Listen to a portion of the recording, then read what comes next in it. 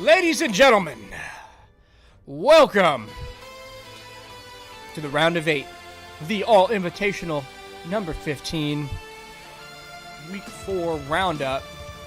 I'm your host, Uncommon, and joining me today is Uncommon. That's right, it's me, myself, and another one of me. I'm stoked. I hope you're stoked. There's a lot to be stoked about here, as we have Pure versus Pete Sosa, Exiled versus White Ninja, Drumhead versus Maddox, and Bunny Willis versus Jim Toney. Taking a quick look, we're going to jump right into the Bunny Willis match. Not even going to string him along.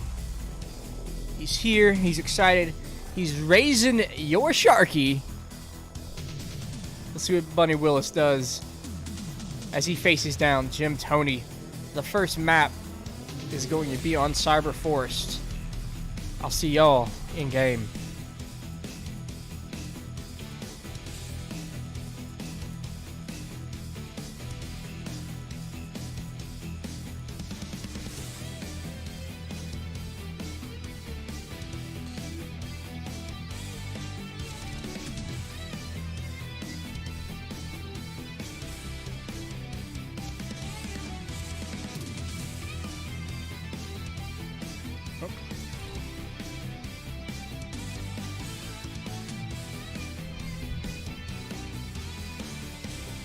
We're better than that.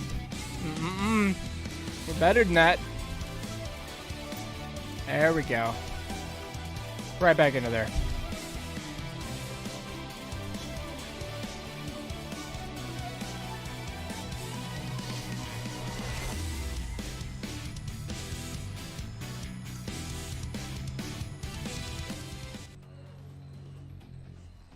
Ladies and gentlemen, the bottom right-hand corner of Cyber Force, the Red Terran, he is Jim Toney. His opponent on the top left-hand side of the Cyber Forest, it is the Blue Terran, Bunny Willis. Alright, so TVT, this is the reason I avoided playing Terran. Let's watch this build because I'm feeling froggy for some more Terran play. I'm feeling like just maybe there's some Terran in my future. At least until I start to push back in those MMRs, the higher level MMRs. That scares me away again. It's like a shy little fox.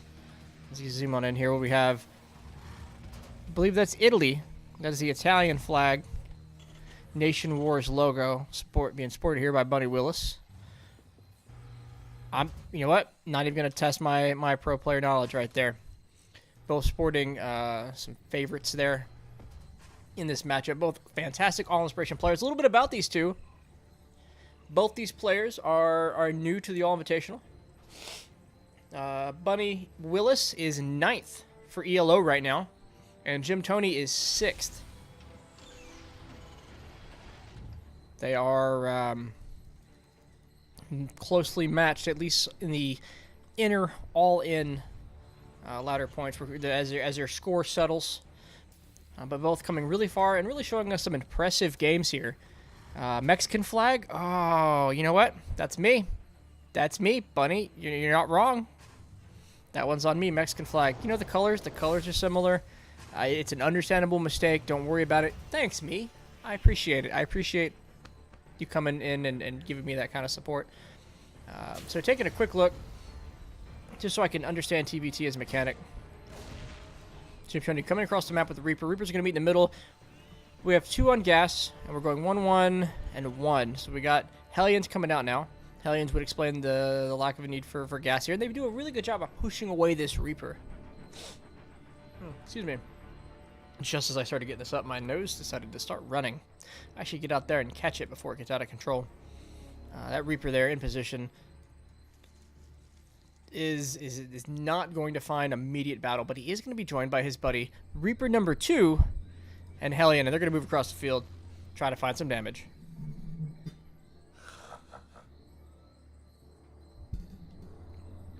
All right, scouting that high ground, making sure it's safe. The first one to expand is Jim Toney. Now, what does that cost him? So let's take a quick look. We're getting three on gas on this side. That expansion looks like it's costing him production and speed. All right, so the medevac already in production, already halfway done, while this starport's just now finishing. We're getting add-ons for these buildings. It is kind of about unit count, right? So he's got just enough down here, some high mineral cost units, minimal gas needed. But this is enough to defend a front wall from a push. He gets the first hit, and things should go his way. But there's medevacs on the way, right? There's more units being produced out here for Bunny Willis. And Bunny Willis actually lines up on the other high ground. So really the first one to go up to the high ground will be at the disadvantage. We'll take the second hit, especially if we get some, really well lined up Hellion shot. Medevac now going to provide high ground vision, so he's going to eliminate that first shot micro here. And Bunny Willis is on the attack. Cyclone, though, a little exposed, going down immediately. He tried to get Jim Toney tried to get the SCVs into repair, and he is going to push away the attack, but it is going to cost him 2 SCVs, a Cyclone, and that medevac. Great micro there. Forced Bunny Willis to pull that up, save his units, and get him out of there without losing everything. Now, this does keep Jim Toney at home a little bit, keeps him defensive. Well, we have a Viking coming over on the far right side. Can clear out a Raven, but he's going to have to worry about these Marines. So it looks like Jim Toney opting for the, Marine, medevac, tank push. He's got the Raven here to neutralize some tanks. Really a great mechanic there that really makes those tank versus tank fights, those siege setups, a really dynamic fight. Now, a lot of Marines here should be able to handle this Viking pretty clearly. Viking's going to try to get a couple shots on the Raven, but he is going to have to retreat. That is too many Marines on the field. Now, a couple Reapers now trying to find some damage as Bunny Willis drops into the natural. Gets a little bit of damage done, but he pulls away. He uses that medevac to get him out of there. On the high ground, a couple Cyclones and Marines are going to spot this. Getting a quick lock on there from the Cyclones. Fantastic response from Bunny Willis, making that a 1 Reaper fight. And you're going to take almost no damage there from that, small poke. He is pulling back the medevac and the Viking. The siege tanks start to roll out now. A couple at a time, some Marines moving across the map. Now, this is where TVT gets a little tricky, right? So he's pulling these tanks, these Marines across the map. If he gets them into a good position, if he takes, the advantageous siege, he could be fine, but we still have, the potential for Ravens on the field. Worry about that siege. Actually, Jim Toney being caught a little bit off guard. He's not sieged. The tank in the rear sieges up. The Raven dropping the auto turret. The Marines moving forward, kind of trickling in, but Bunny Willis just in a little bit better position. Stutter stepping forward there. Cyclone going down. Tank still active here for Bunny Willis, and he's got a sizable army that landed. Viking came down. We don't get to see that too often. Joining the fight, helping pump out that extra mechanical damage, extra damage against tanks, and really just bullets, right? Good bullets. Hellion's coming down. Try to get a couple Marines and shave them off, but behind this, actually, Jim Toney not fully respecting the threat. He's gonna try to get out of command center at this time. He's gonna try to expand behind this, which is smart if he can get away with it. His opponent is expanding. He knows he's just gotta. The defense is easier, right? The defense can be positioned better. It can. The tanks are siege pre-positioned. It's a hard place to push up to. So I do like this expansion. I do like him, coming out here with the command center behind this.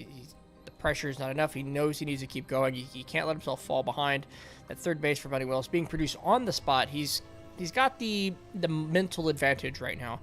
His opponent is in a defensive position. His opponent is going to sit back, guarding the perimeter from drops, sieging up the front of the base. But he's here, right? His whole mind is in the base, in the natural, and in the main. He really either needs to reclaim some of that mental territory or actually physically just get outside on that map. I love this from Bunny Willis. We have Marines kind of spread out in key positions on the map here, acting as overlords, in the front, scouting avenues of approach.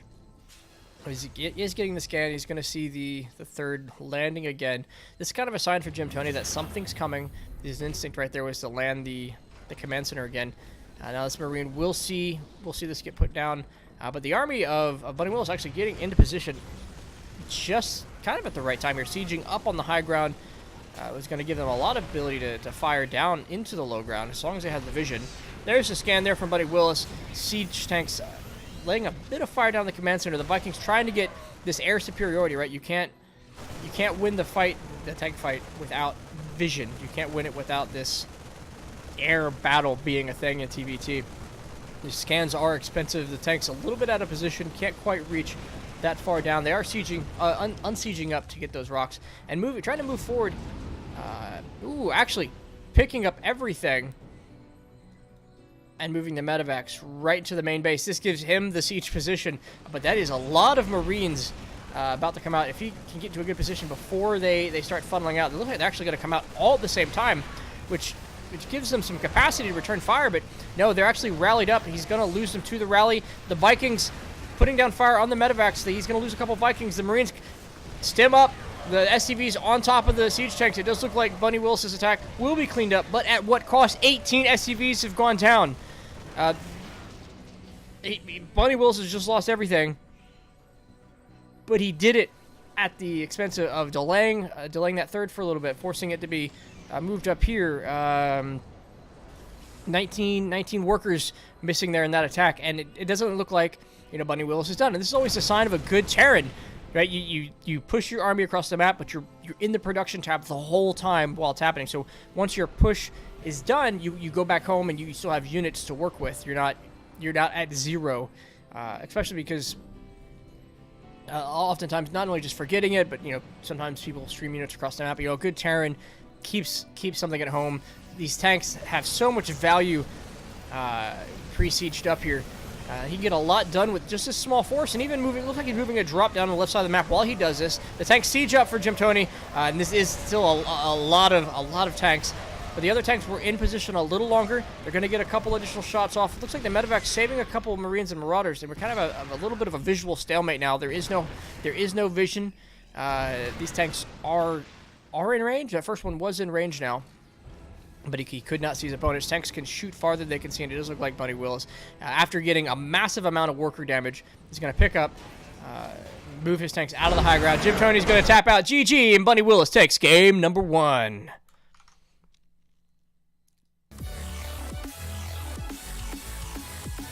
All right, let's get ourselves right into game number 2.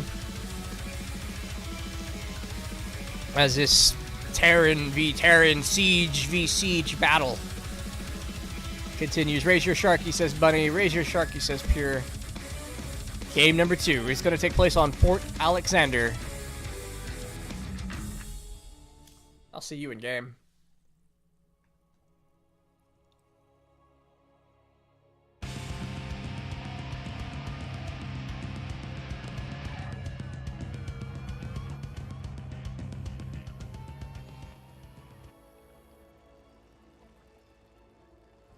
In this best of 5, taking an early lead with a first win, Bunny Willis spawns in the bottom right-hand corner, the Blue Terran, representing both Mexico and All-Inspiration. On the top left-hand corner, the Red Terran, hoping to come back in this best of 5. Off to a rocky start, it is Jim Toney. We are watching game number 1 of the round of 8 for the All-Invitational Season 15. I am Uncommon, and your players are Bunny Willis and Jim Toney. Kicking this right off with typical Terran buildings. Look at the gall on Bunny Willis. He says, you know what? I'm going to leave a gap so I could put down my reactor. I know the building spaces. I've practiced this. I'm not a Bronze League player. I'm a champion. I'm a pizza pie fighting champion. His opponent says, it don't matter, because I don't have to worry about that. I have space designated for my add-on. I spawned on the correct side of the map. So that Bunny Willis says, that's fine. I'm going to send an SCV across the map. I'm going to see things with this SCV that you don't want me to see. He actually is going to see the... He's not immediately going to know what's coming out of the building. He does see at least a visual attempt at a first base. He gets that first hit. I believe Bunny Willis wins this fight, but he does get a hold of the SV coming down. The Marine is the first unit out. He's going to see that. The Marine is going to get his first kill in the first couple seconds of life. That's got to be a great moment for that first Marine, right? He says, all right, boot camp's over. Get out there and fight the war. He comes right out, and he sees the enemy, and he shoots it, and it's dead. He's got to be feeling tough. These bullets are magical. The guns they gave me, beyond my expectations. The future of humanity is safe with me and my like, I'm at a 1 murder per minute right now. Heck yeah, I got this. Jim Toney's on the ball. Draz says, Taryn, you think the Marines enjoy killing? They didn't ask for this. He's probably emotionally traumatized from having to kill. You know what? Maybe his buddy says, I think you're just putting on a front there, Jim Toney, Marine number 1. Do you need to talk about it? Because the day you have to fire your weapon, the first day you have to fire your weapon, it's a bad day, Jim Toney, Marine number 1. And that's where the bonds begin to form, right? That's where this camaraderie of soldiers begins, right here in this bunker, as they hunker down. And they stare at, the endless expanse. Like, they are fighting other men right now. They're on their toes. Any second now, death could be at their door. There could be tanks. There could be banshees. Could be ghosts. Like, you don't know what's coming your way. Maybe marauders bust this bunker. And then what? Who writes home to Jim Toney, Marine number 1's parents? What if he survives this and he has to deal with survivor's guilt and PTSD? This is where the real action and humanity happens. In that bunker. I think it got super dark really quick. We have a couple of Hellions coming out of this factory. Kind of see that early transition now for TVT. Relies on a lot of Reaper and Hellion compositions. Tries to get damage done and be defensive with these units. A lot of things you can do with them. Looks like Bunny Willis opting to move across to the other side of the map. Be the aggressor. Keep the fight on the other side. It's a very important thing. He is going to run to a bunker. He's going to a bunker and a Hellion. Hellions don't fit in the bunker. I imagine that would actually be pretty nasty. You give a Hellion a little bit more range and the security of a bunker. But maybe the mobility is where it's really at here. But this Reaper, he gets the eye. He sees the bunker. He knows this is going to take a little bit of effort that maybe these Hellions don't quite have. But, they're doing a great job of containing this area, untouchable. It's unpassable, right? These Marines can't come out. They're not going to move across the map. He's got a little bit of a contain. We have a Viking here looking to catch a medevac. That's the thing that, what's the first thing out of the starport, right? If it's a Viking, it's defensive. You're trying to catch the medevac coming across. If it's the medevac, it's offensive. You're trying to be that person dropping into the other base. A little bit of a scan here from Bunny Willis. Bunny Willis sees the gambit of things. A couple Marines. Doesn't know what's producing out of the starport, but he knows it's got a tech lab on it. You're probably expecting the Raven. It's a very important unit in this matchup. You gotta stasis those. Stasis is probably the wrong word. But you gotta stop those tanks. That tank-on-tank battle, such a great tool there. It's no longer about who sieges up first, right? It's a little bit of spell casting magic. Now back home, we talked about that constant production.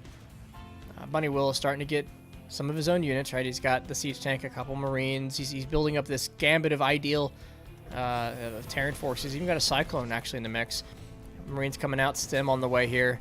A near identical thing happening on this side of the map, but Jim Toney a little bit supply blocked right now. 84 out of 86. Looks like you get supply blocked, you make that supply depot, or even if it's already in production, as soon as your supply kicks back in, everything queues up and you're supply blocked again.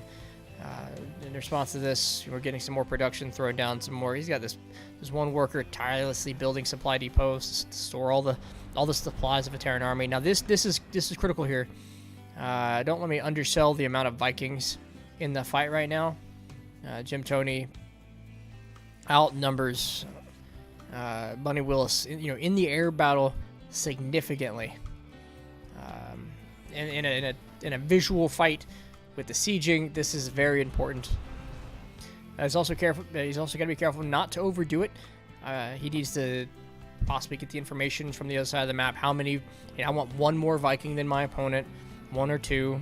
But he is actually in a constant Viking production cycle. So these now become, you know, medevac hunters. They maybe get some harassment done, landing behind mineral lines. We get a little bit of a scan right as the army's leaving. So he doesn't have any visuals on what's coming his way. He's hoping to find himself in a good position in a defense. I don't think, there he is. He has the 3rd command center up and is making SCVs. He's oversaturated on the natural. Would love to probably secure a 3rd right now, as his Vikings move up to the north side, potentially trying to stop any drop play we saw last time from Bunny Willis moving up into the main base. But here's the conflict. It's going to happen on the 3rd base. The tanks are sieged on the low ground. Only one is within a strong firing position. Jim Toney a little bit caught a little bit off guard here. Losing a lot of forces on the low ground here. Has to retreat up to the high ground. Bunny Willis, not wanting to continue to take that kind of siege fire, is going to pull back just a bit, reevaluate his situation. This Raven coming up here looks like he wants to get the stasis down. He gets it on both siege tanks. Bunny Willis moving up the ramp. Nothing keeping him from doing it anymore, as these tanks unable to fire from their current position. Sieged up on the ramp. This is where the number of Vikings isn't being a particularly helpful thing here. Jim Toney's got the air battle, but they're not. He's an air battle that he's not having to fight right now. You know, he really maybe dive in on those medevacs, try to get some damage done to the air that kind of killed the sustainability of this fight. It is a kind of a tough and tricky situation. Did lose some very important tanks there, and his tank production isn't nonstop. I don't see any more siege tanks in the production queue. He's got 2. He's got 3 now. He's trying to secure this 3rd base. Right, we're getting a SCV building a missile. I can't see it, but a missile turret right now. There, a sensor tower on the bottom left. It looks like Jim Toney opting not even to take that fight. Taps out, and Bunny Willis takes game number 2. Now, according to my notes, Jim Toney forfeits now after the 2nd round. Opts not to go for the full best of 5. Draz says probably emotionally traumatized from... Oh, wait, we're going back too far in the conversation. So that means that this round of 8 match will go to Bunny Willis, and he will advance to the round of 4. All right, so we're going to make a note there that was a 2-0. Oh, that's not my notepad. I have a notepad somewhere. We'll worry about it later. No, we can't worry about it later. I'm going to forget the scores of things if I worry about this later. But congratulations, GG, to Bunny Willis for closing that out. Just kind of, you know, whatever the tactic was that particularly got to Jim Toney, it was enough to get him to tap out. So we did get a 2-0 there from Bunny Willis. And Draz says, I hate playing Terrence so much that he just can't take it. I get it. I think it is probably the most mentally frustrating of mirror matchups. Absolutely. That being said, we're going to get into the next match. So we have Pure here, and not one to drag out and drag you along, Pure. We're going to run your match. We're going to run your match, unless all those sad faces means you don't want to see your match. In which case, I would prolong it for you. You have some options. All right. That being given the opportunity, going once, going twice, 3 times sold, we're going to get into Pure versus Pisosa. Game number 1 takes place on Automation. I'll see you on the inside.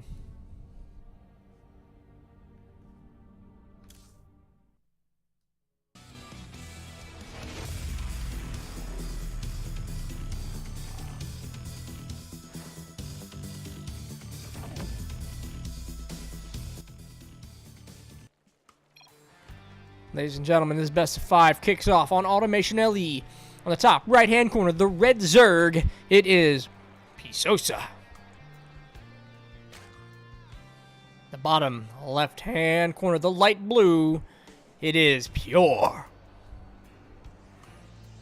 All right, put your hands together. Clap and scream real loud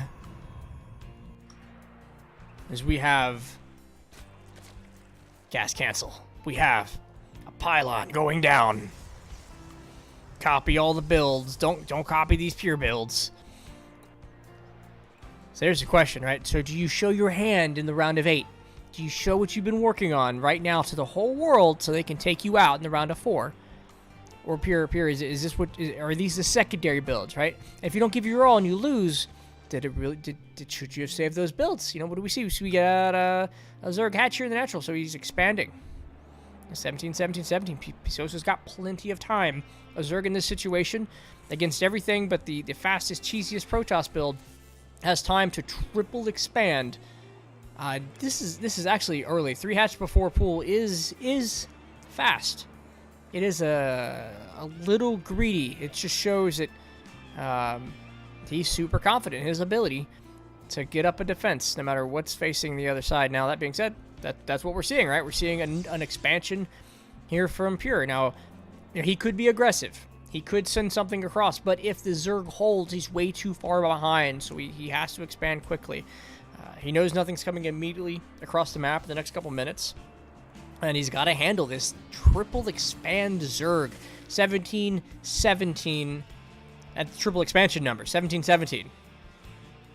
It's just like, and then what, it was like another 17 for the spawning pool. So many 17s here. PCOS just taking a very economic decision-making process. So, here we go. Draz says, oh wait, let me scroll up. Pure says, disclaimer, these builds are executed by professionals and should not be done at home. Draz says, I play Protoss, so maybe I will copy. I'm just here to get insider information for the eventual FXB versus All-In week. Hey, get it here. Get your information in. I love that about these small communities, right? You get these replays, you can watch your opponents play. It's the first time in amateur StarCraft, first level of amateur StarCraft, where you get to scout your opponent for a match. CTL, team kills, fantastic parts of the amateur community. There we go. T.O. McDowell writing down some builds. So to give you an idea what's going on here, for those kind of trying to write down these builds, right? So if you're a Zerg and you're really comfortable, just take 3 hatches. What are they going to do about it? What are they absolutely going to do about it? Now, if you see 3 hatches, what we've learned today is the answer is to expand really quick and drop 3 gateways and just start making zealots. I really love that, actually. Are we just going to pure zealots? Okay, no, we are taking our second gas over here. Pure's taking second gas, but he's pumping out 3 zealots at a time in response to this. Now, this is great if these zealots get across to the other side of the map and do something. They're actually moving out now. Not a great defensive maneuver, not a great economic maneuver. This is 500 minerals worth of psionic boys moving across the stage right now. What are we doing? Pure, you might have. I didn't check the specific timing. Your Nexus was building at the same time as your first gateway. So, yep. All right, so we have 500 minerals coming across. If he can get a not even a cancel. This hatch was so long ago, it can't be canceled. If he can get the kill on a hatch with 5 zealots, maybe get a queen, get a bunch of lings, find himself a nice tight space to really deny the advantage of this hatchery, he can find himself in a pretty good position. Especially, if he had gone that hatch first. Looks like back home, he's trying to secure his own third base, and the lings are out now. Looks like they're trying to get this around. Pisosa expertly maneuvers him around. These zealots, this is like the opening. This is like the opening to the trailer for Legacy of the Void here, except the Protoss gets stomped. Great spread there, great counterattack. That's 500 minerals for a queen. He cannot be feeling good about that. Pure knows he has a handful of lings coming in here that want to answer that want to answer to this loss. But luckily for him, he's got 3 gateways. He's warping in a handful of sentries. He's got 2 adepts on the board here. That goes a long way towards almost everything but that many banelings. He gets the shield up, and that's energy. That's energy he's going to want in a couple seconds. I think that's enough banelings to just crash into a gateway and make your hold there. He looks like he's waiting, though. Looks like Pistosa's waiting for the shield to go down. Is he going to be on top of it? This is an immortal. This is not what you want in the situation. The banelings bust. Not actually enough. Was not enough for the gateway, but it doesn't matter because the gateway's so low now. We have enough lings here to flood it in. 1 gateway goes down. He has 2 more. He's going to have to use up energies on shields. The probe's been pulled. He's trying to put another gateway down. It looks down. If he comes down here, he's actually got enough to handle and actually get the cancel here, and it's almost complete. Does it finish? And can he save it? Looks like Pure moving down to take this fight, warping in a handful of adepts. That is definitely enough adepts to push this back, and it does look like has a moment to breathe as he secures his third base. We are 5 minutes and 40 seconds into the game. We have 3 bases. We have a 3-base Protoss with 3 gateways, 5 gateways now. 5 gateways at the top we weren't counting. He's got regular Immortal production, so it looks like we're going to a gateway-heavy build, supported by Immortals, right? But we have Banelings back on the map here as Pisosa looks to dive into the third base, going around to the front wall, and these Banelings, if they can find themselves some good connections and open up that front door, this is a very hard thing to deal with. The Sentry's putting down the shields, but the Banelings getting through. Ooh, actually blowing up on the Immortal. Pure's really got to love that. The Adepts going to town, murderlating some Lings, and that was a very ineffective trade there. You look at the supply count, 100 to 39. This has been a Pisosa all-in, and he taps out. GG, Pure takes game number 1.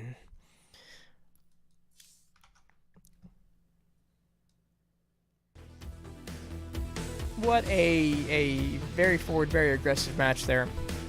Not only getting the quick 3 bases, but opting behind that for an aggressive Link Flood style.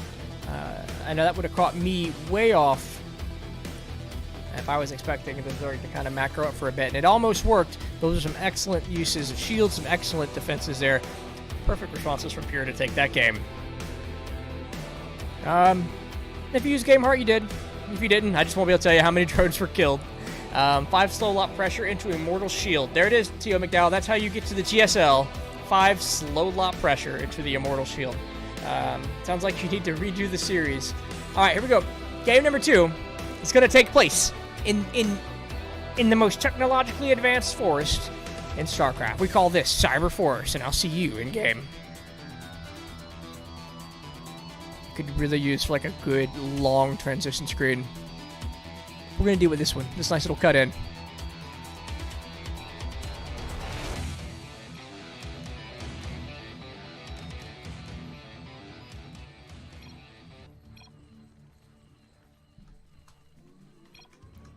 Spawning in the bottom right hand corner, the red Zerg. It is Pisosa. His opponent. In the top left-hand corner, the light blue Protoss, it is Pure. All right. No, I did not design the cut-in, but I've been putting a lot of thought into how these transitions work. So I went ahead and I paid for a premium, all this stuff. All this stuff, everything I have has been kind of redesigned lately. I paid a small amount of money for it. And it's added some quality to the stream and the transitions. And I'm thinking about what the next step is. And for casting specifically, there should be some lag time between me cutting away to the video and doing the character introductions. I know Base Trade does a really good like map transition where they highlight parts of the map. And it takes a long time, and we get some good music going for it. Because what we have usually right about this time is kind of a slow intro into the game.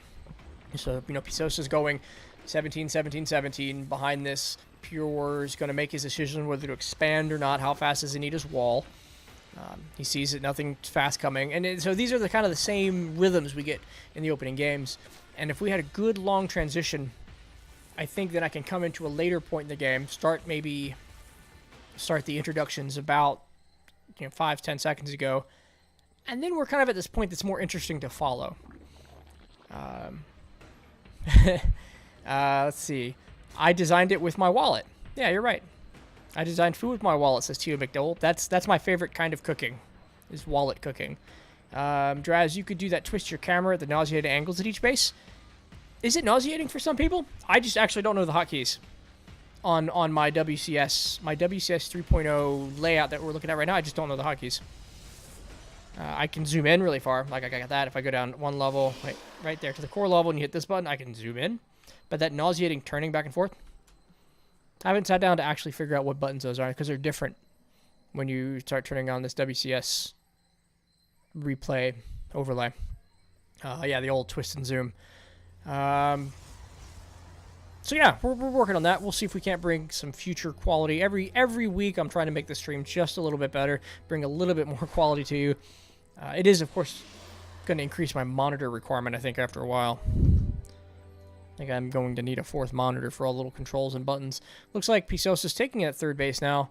It's about the 33, 32 mark. Yeah, 33. A little, it's a very safe opening. Looks like he's dropping the Evo chamber down in the back of the natural. That could be a lot of things. We could be going into a lot of different openings with that. Maybe just wants an upgrade. Maybe we're getting some Dropper Lords, Nidus Worm, all kinds of options, right? I don't think Nidus Worm's the right answer. Back over here, taking a quick look at Pure. He's got his wall up. He's got the second gateway. For his tech of choice, the answer was more gateways. I like to talk about this pylon as the tech branch pylon. You put the pylon in your main, you get it out of range, it's hidden, and it's where you put your tech tree. This is where you put your first Robo or Stargate, and it looks like Pure's tech choice is just gonna be Gateway, and that's fine. Gateway goes a long way, especially looking at Sentries. He's maybe worried about that Baneling explosion, Link Flood that he had to deal with last time, and this is a good response to that. There's a Stalker first rather than a Depths here, and obviously he didn't opt for the 5 Zealot charge. Let's see. Getting in the warp, and we'll see where he transitions from here now that these gateways are really going to start pumping out stuff. So McDowell says, Pure shooting the Evo chamber to say, I see this. Pure missing the cancel on that shade because 220 ping to Brazil server. Still got 3 drones, 200 IQ. Pure says, yeah, had to make the most of it. While TL McGall says, just gotta open Stalker first, like deer. I'll take it. I'll take a good Stalker first opening. I like the Sentries. Sentries are one of those like skill units, right? If you're good at spellcasters, Sentries are great. Like if you're good at Blink Micro, Stalkers beat Immortals, as Alpha StarCraft has taught us. This game ever evolving. And we have the forward gateway. So I mean, it's fair to call this like 6-gate, kind of 4-gate style, 6 gates, 7 gates when you count this one. So we should just see an explosion of Stalkers now. He sees the gateway, so Pisosa knows that there's something coming. He saw the explosion of gateways. If he counted the gas, he should know this isn't Adept. This isn't Zealot. Right? So, well, it might be Adept, but it is. Okay, it is Adept, so it's not Zealot. It's not Charge Lot, which is what you would constantly produce Roaches for. Now, Roaches aren't bad in this fight, but I think he might be a little surprised when he sees the composition coming up here. All right, Stalkers getting their damage done. There's the shield from the Sentries, getting some pretty good blocks off, really preventing that good maximized arc there coming from the Roaches. But the Roaches doing a pretty good job at defending this backwards. Those shields last forever. And it looks like, Pure's doing a pretty good job putting out the damage, but that hold from Pisosa is money. Another round of warp ends and a third base going down for Pure right now. Actually, not another round of warp ends. I misspoke a little bit. Just kind of focusing on that third base. I love the attack. I love the forward attack with the expansion. Get some damage done. Secure your economy behind it. Deal with a handful of Lings and Roaches that are pumping into you. Great micro here from Pure. Some really low Stalkers, though, starting to exist in this army. They're going to start going down here. The Roaches continuing to flood in. Defender's advantage really kicking in right now. And there wasn't another warp in. There's another warp in right here behind him. Cleaning up some excess Roaches, kind of moving the tide of battle back in Pure's favor. He's missing now that Sentry Adept meat that he had earlier, while Roaches and Lings coming out here. I imagine Pisosa pulling anything. He's creating based on his gas limits right now. You make Roaches until you're out of gas. You make Lings with what's left.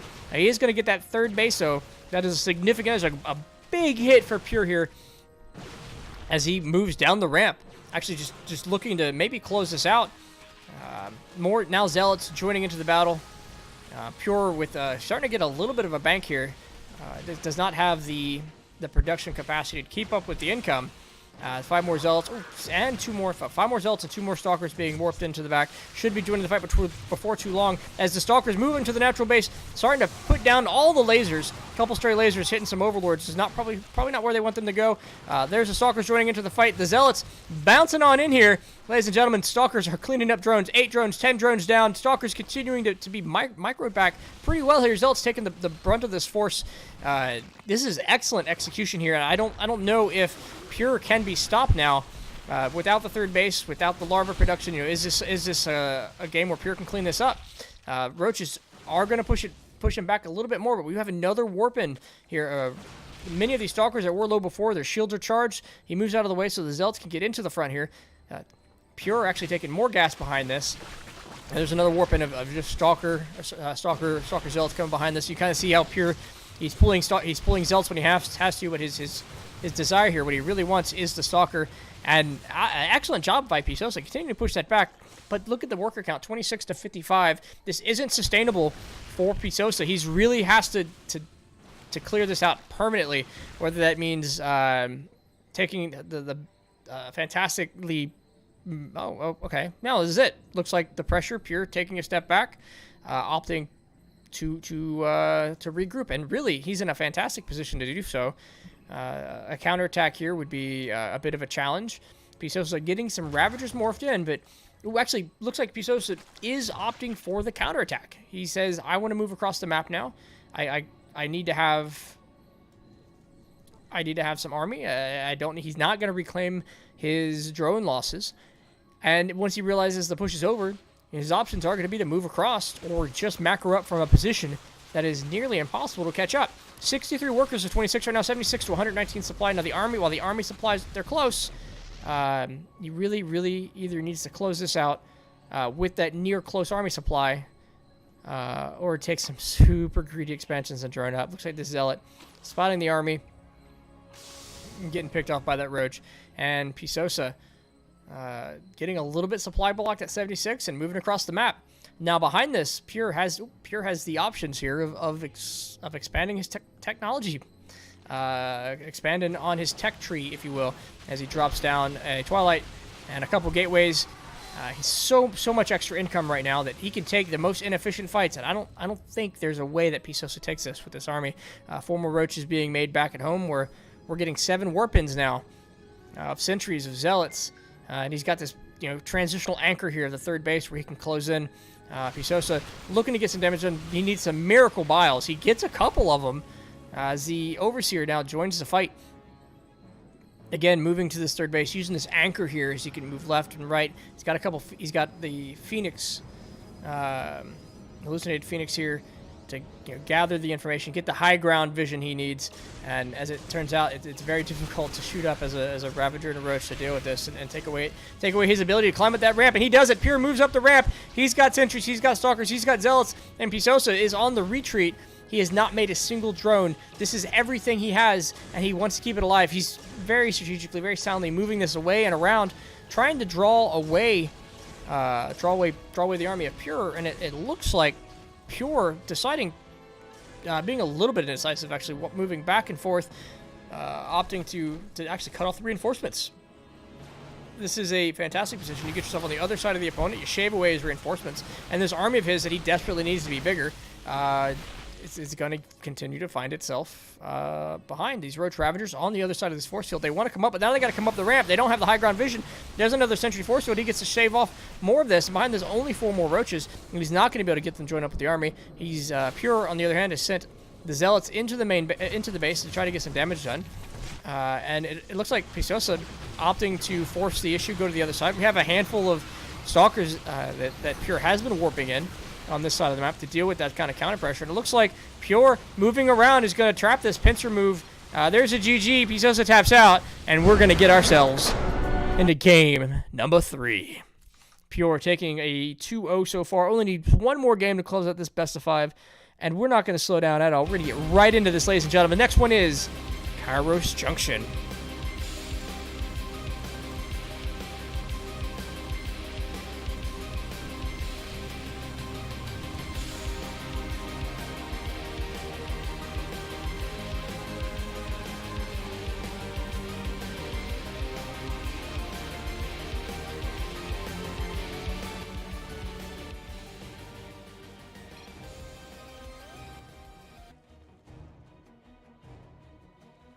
In this best of 5.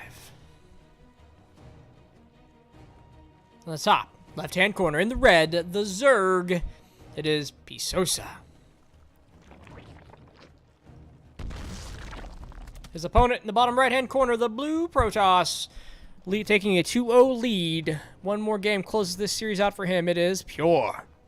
We are in the round of 8s of Season 15 of the All-Invitational. I am Uncommon, and joining me as me, myself, and Uncommon. We can make that joke twice in one cast. We absolutely can. This monsters of All In here, competing and throwing down everything they have. Traz says, the face when you kill the Ovies to supply block the Zerg, but also kill their drones, freeing up their supply.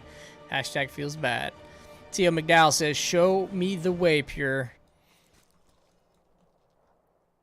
Pisosa is a monster. He is nobody to take easy. Don't underestimate? Yeah, nobody to underestimate. Pisosa is a monster of StarCraft. He sits among All In's best. And Pure is just showing us another level of mastery right here today. He says, I don't need the 4-gate. I'm going to do the 7-gate. I'm going to take your 3rd, and I'm going to bully you the whole game. Now, that being said, we are getting I wouldn't even call this one the fast. This one is the normal timing ZVP 3rd hatch here for Pisosa. It gives him options of larva and aggression, while also giving him economic options. And Pure has to continue to scout, and so he's not surprised by which one that is, right? Oh, so Surreal sent me the hotkeys. Good, that'd be great. I will use those. All right, taking a quick look, and I appreciate the opportunity to co-cast. I'm gonna keep running as a solo for the moment, but we'll talk. Alright, so Pure. There we go. Gets that probe there. Continue to get a scout out. Gets that adept across the map. That's an information gathering adept. And here we go. This is that pylon we talked about. That future pylon. That tech pylon. And he's opting for the Twilight Council. So a little bit different, right? So before we saw any kind of tech path, last couple games, we've seen like 3 and 4 gateways. This time, opting for something a little more standard. Opting to, get that tech upgrade before finishing the wall. Gets up here with the adept, gets the information he needs. If he gets a good count on the drones, he should be. Ooh. Yeah, actually getting a pull. There's gonna be some drone time missing. Should have seen those gases, and with those extra gases taken, that should tell him a little bit about the path of the Zerg, right? He's gonna get the. Oh, actually, no, he didn't actually take his main gas. He was opting to take both his gases and his natural. It screams roaches, right? The Roach Warren, now in production. He wants to spot this.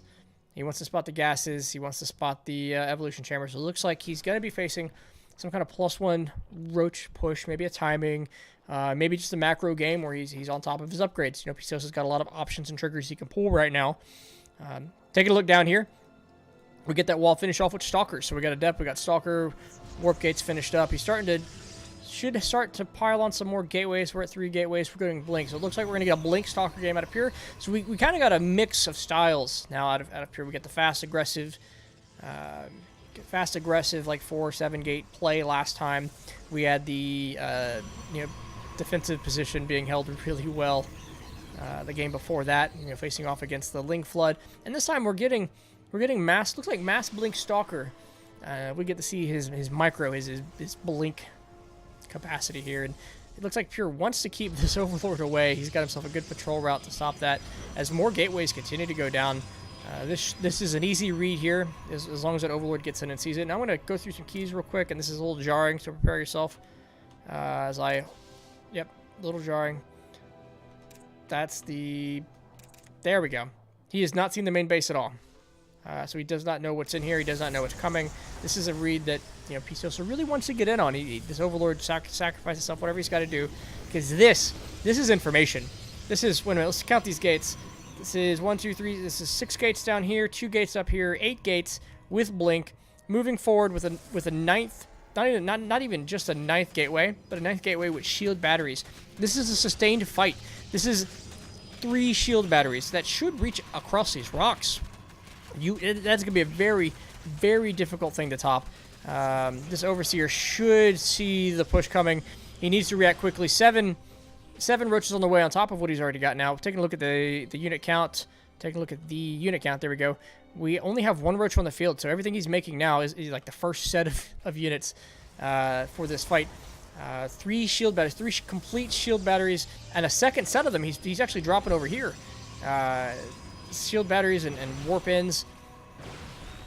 I kind of see how this goes. It's an interesting split here because he's going to warp in from this side of the rock fast. He can do it from this side of the rock slow. He's got shield batteries poking here, and he's just going to get the surround over here by moving the stalkers around the long way. The shield battery will only the far rightmost are getting shielded. Actually, blinking across is the answer to why we're not running around there. This is an absolutely devastating push here. Pure with 13 stalkers and growing on this side of the map with 5 shield battery backups here. You don't push into this and take this fight. At this moment, Pisosa is sacrificing this third base. He's building up roaches. He's building up ravagers on the top so he can combat this. He's dealing with a very strong push here. Now he's got +1. He's got some meat to the push, but this is a lot of stalkers. This is a lot of stalkers with shield batteries behind him. That's an excellent blink micro pulling right out of the biles there, absolutely dominating that fight. 8 drones going down as he pulls back. I guess he gets close into here. He walks around one time. He refreshes all his shields. He regroups, and now actually he's pushing from this side. So everything that warps in will be warping in to join the fight. And he's coming in again with nearly completely refreshed stalkers. This is a disgusting push here as Pure moves in with the stalkers. Some just-in-time blink micro there. The BIOS, I think, connecting on the edges of a couple of these. He watches the blinks, a couple of the damage stalkers just in time. The forward aggressive blink here. This is a 96 SM2 army total supply count. Pure with the worker and the army advantage. Continue to push out, and words are hard, and there's GG, and Pure takes game number 3, and that gives him the entire series, and he moves on out of the round of 8 into the round of 4. GG, and congratulations to both players for those excellent games. We are going to see Pure and Bunny Willis in the round of 4. 3-0. 3-0. That's a rude build. You're not wrong, Asmodian. That was a very rude build. All right. Oh. 9 gate greater than 7 gate. Was there more gates there? You just got to have more gates, guys. Every time you think you don't have enough gates, make more gates. Every time you think you have enough gates, make more gates. And that way, you just have enough gates. That being said, that was an absolutely fantastic strategy. I love seeing that shield battery execution. I love seeing kind of how the battle warps and moves around the rocks to the other side. He shifts it around. He hits all those shield battery energies. And for a moment there, it looks like you might hold, but then you realize there are 4 or 5 shield batteries, keeping that push alive. So GG, well played. We have two more series to watch here in the round of 8. We have ourselves Drumhead versus Mannix and Exiled versus White Ninja. We're going to take a short break, about 5 minutes. I'm going to stand up, walk around, drink some water. I recommend you do the same. Hydration's important. Use the bathroom, get your snacks, whatever you need to do. We have so much StarCraft ahead of us. At least twice what we just had in pure number of series. But I don't know if they're 2 games. I don't know if they're 5 games. We're going to have to find that out together. Ladies and gentlemen, we'll be back, and I'll see you after this short break.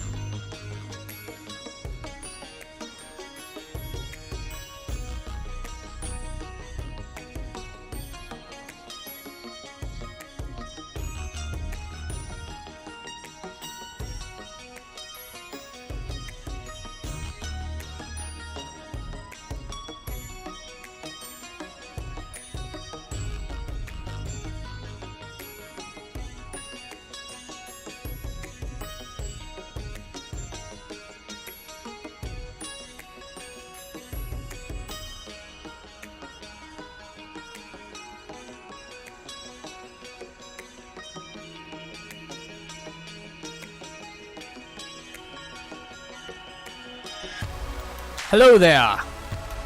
Welcome back. I'm Uncommon, and we are doing the All-Invitational Season 15, Round of 8 today. These are best of 5s. And the next one we're going to dive into is Exiled versus White Ninja. Game number 1 takes place on Port Alexander. And it looks like we're going to get right into this bad boy. I'm gonna hit that button. Hit that button. Play that game.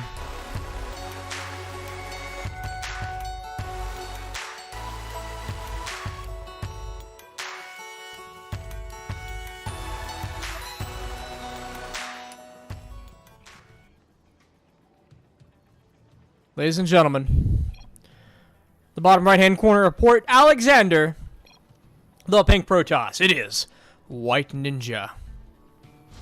Having made his way through Chuck for, I want to say twice, he now sits here in the round of 8 on this part of the map.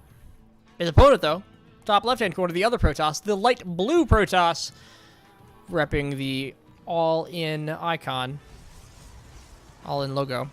It is Exiled.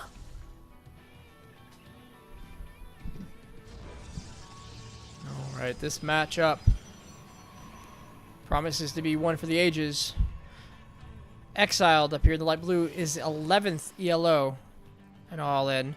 An ELO created solely on participation in all inspiration events. His opponent, White Ninja, on the bottom, 7th ELO. So the 11th seed, the 7th seed here, stands to be a very, very close matchup. We'll see. We'll see what happens. We'll see where we end up at the end of the day. Oh, I missed something. I guess we got a pylon on the low ground here from White Ninja. Or from Exile. There it is. There's the pylons. Ooh, actually, Exiled here, throwing down 3 pylons. I mean, he's got the forge. Exiled jumps in and drops his first cannon, and it is completely covered. Oh, almost completely covered by the just by all these other pylons. This one cannon now. I don't know if does Exiled have. Yeah, Exiled still has another probe over here. He's actually got more on the low ground, and he's just trying to block himself in with pylons and cannons. It does look like this cannon's going to fall. Luckily, the Zealot popped up, and Exiled having to start over again, opting for 3 pylons and a cannon. I'm not sure what you do once your cannon's up. I guess it does block off this section. It's going to protect cannon, pylons and cannons on the low ground. But this is where we're at, ladies and gentlemen. We're getting... I would love to just see 5 games of cannon rushes, honestly. These 2 Zealots here going to town on this cannon on the high ground. And Exiled is still here.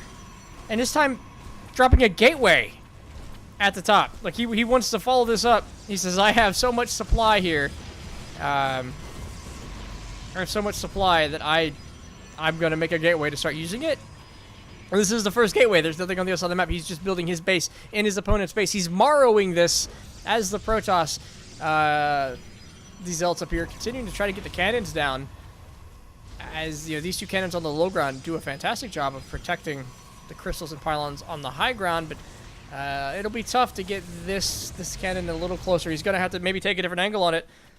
Actually opting to do the double cannon, triple cannon, as he's just surrounding his gateway with cannons.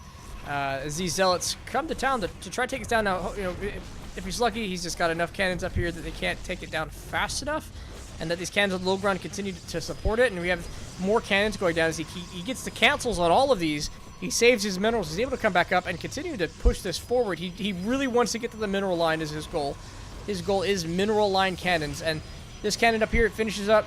It is actually attacking the Stalker. It is now being, there's some focus fire going on as the most forward cannon does fall. And it does look like we're starting to get this rhythm. White Ninja is getting enough units out to stop the cannons as they form, still losing units to cannons on the low ground here, as he does outrange those bottom cannons. He's Exile trying to squeeze in further and further cannons. White Ninja trying to keep it from creeping forward too much more. The shield batteries are now in position, and this really gives him a fantastic forward fallback position for what is now, being 2 stalkers created at a time.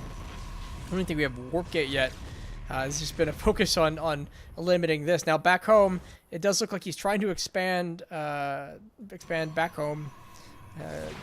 Maybe expand is the wrong word, but trying to get his tech going back home. There are enough stalkers now that this gets shut down.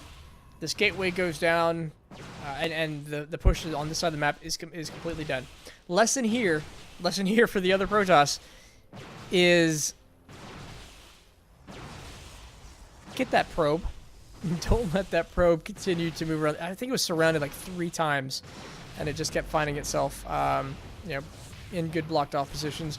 But this really puts White Ninja in a fantastic position. He's got the workers, he's got the supply, he's got the infrastructure. Back home, we have this going on here, right? Exile putting down his gateways. He's getting cannons to protect the front of the base because he's got to use the technology he has. But what's going to be marching across the base really soon is going to just be a lot of stalkers, an exorbitant amount of stalkers.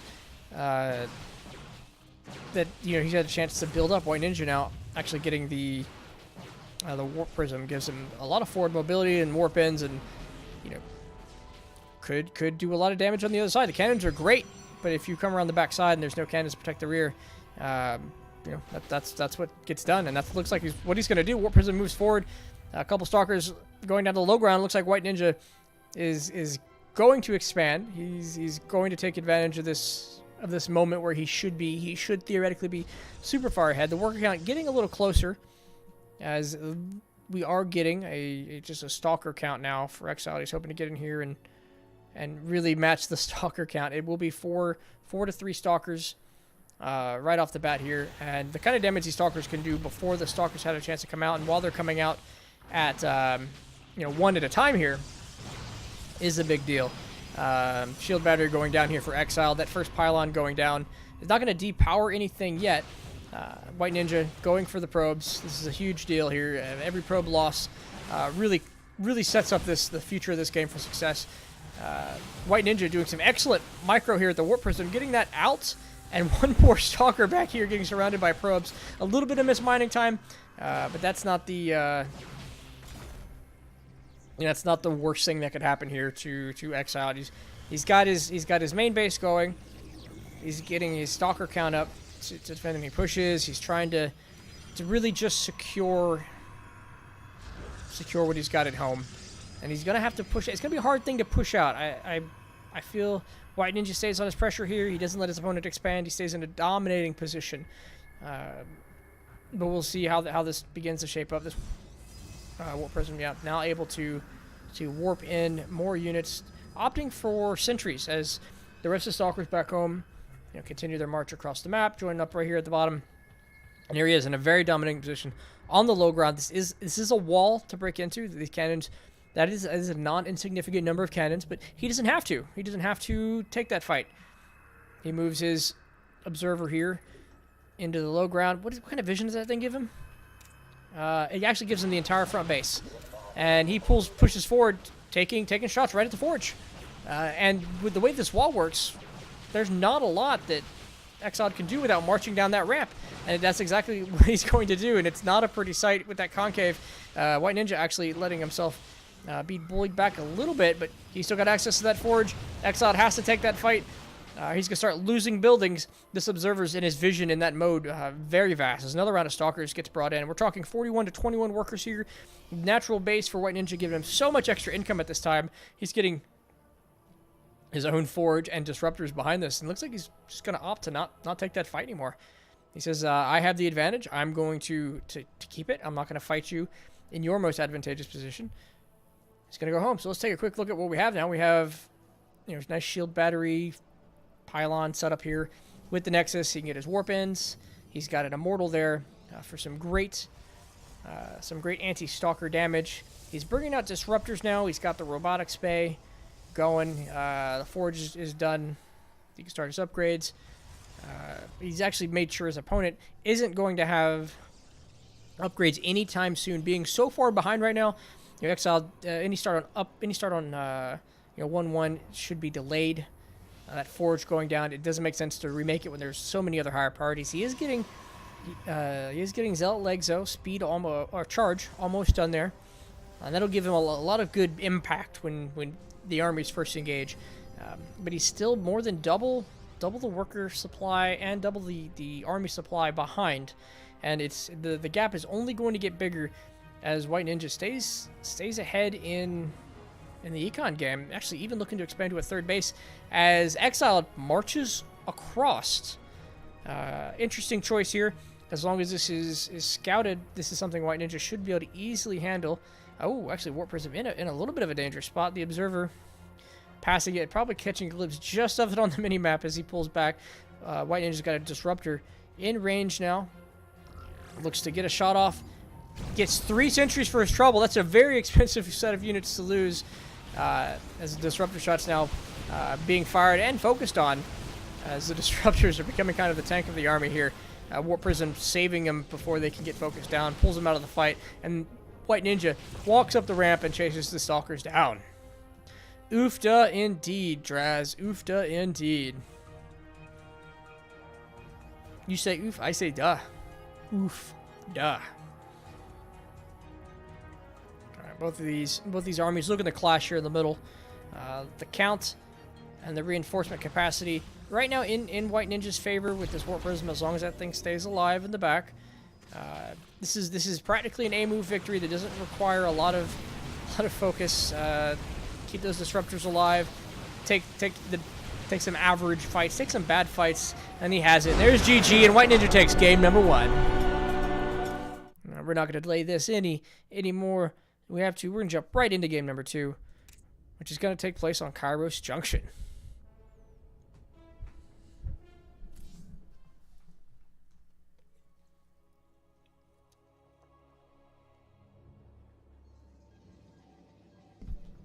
In this best of 5, White Ninja leads 1, spawning in the bottom right-hand corner as the pink Protoss. His opponent in the top left-hand corner, the light blue Protoss. It is Exiled. Last game with a really fast, really aggressive play, really aggressive cannon rush, sacrificing a lot of minerals to keeping pylons down, not opting to hide the cannon rush necessarily, but it just brute force it. And it looks like, first couple pylons are all going all the way in the back. Now this is interesting. So he drops the gateway, right? Nothing unusual about this gateway, other than its placement, right? So it's not a wall. He's not going to be able to prevent, adepts from charging through the front door, but he might give the impression that he's cannon rushing. He might give the impression that something's not here. Right now, White Ninja sees nothing in the base. So he's going through the list of things in his head that this could be. And it does look like he's going to check. He does see the gateway. And now there is no emergency reaction mode happening right now. So interesting play here from Exiled. Trying to play a little bit of the mind games. Running into standard play, though, as we drop a second gateway for both these players in this PvP.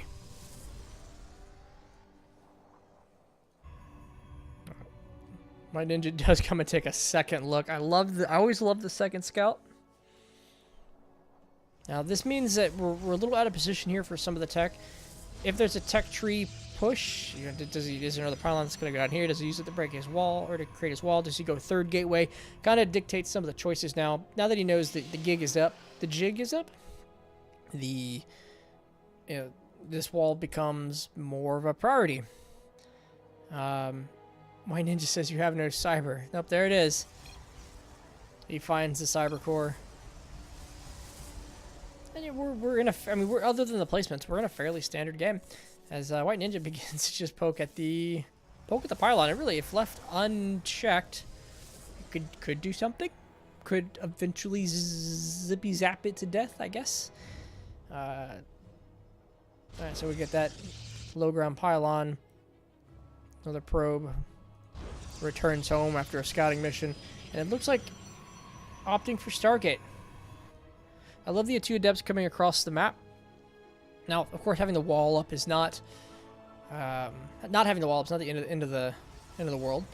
These adepts are going to be met with a sentry who can block it, a stalker who can deal with them. There is going to be a shield battery down here now. Looks like the stalker is going to push him away. The adept's shielding actually moving up, getting blocked by a pylon. At least keeps him honest for a little bit. And there's that cancel. I was about to say, you don't want that to finish. You don't want to block off your own entry to your natural, or while you're trying to make your natural. And we kind of have these more games here as White Ninja, again, comes up to the top, forces out another pylon, and loses loses that adept. Good choice there. I guess if you're going to sacrifice it, you sacrifice the low health adept. We have a real Phoenix. This one's not hallucinated, coming across the map. Now, it is only one. It is going to be, scouting. It's going to be informational based for a little bit. We kind of we'll keep a close eye now to see where White Ninja goes with his tech path. To see where his opponent Exiled goes, which direction they both go. To answer the Stargate, it's double Stargate. So double Stargate beats a single Stargate. So, knowing this immediately, White Ninja throws down another Stargate. So we're going to get ourselves a little bit of a Phoenix war here. And this is going to be about Phoenix count, right? So 7 Phoenixes beat 6 Phoenixes. 8 Phoenixes beat 7 Phoenixes. It's going to be this just race to Phoenix. Now, getting a little bit supply blocked at this moment. Not very good for Exiled. This does slow down the Phoenix production, which is something that's going to give White Ninja a moment to catch up, right? As long as he can stay on top of his supply and stay on top of his Phoenix count. This is about Phoenix numbers.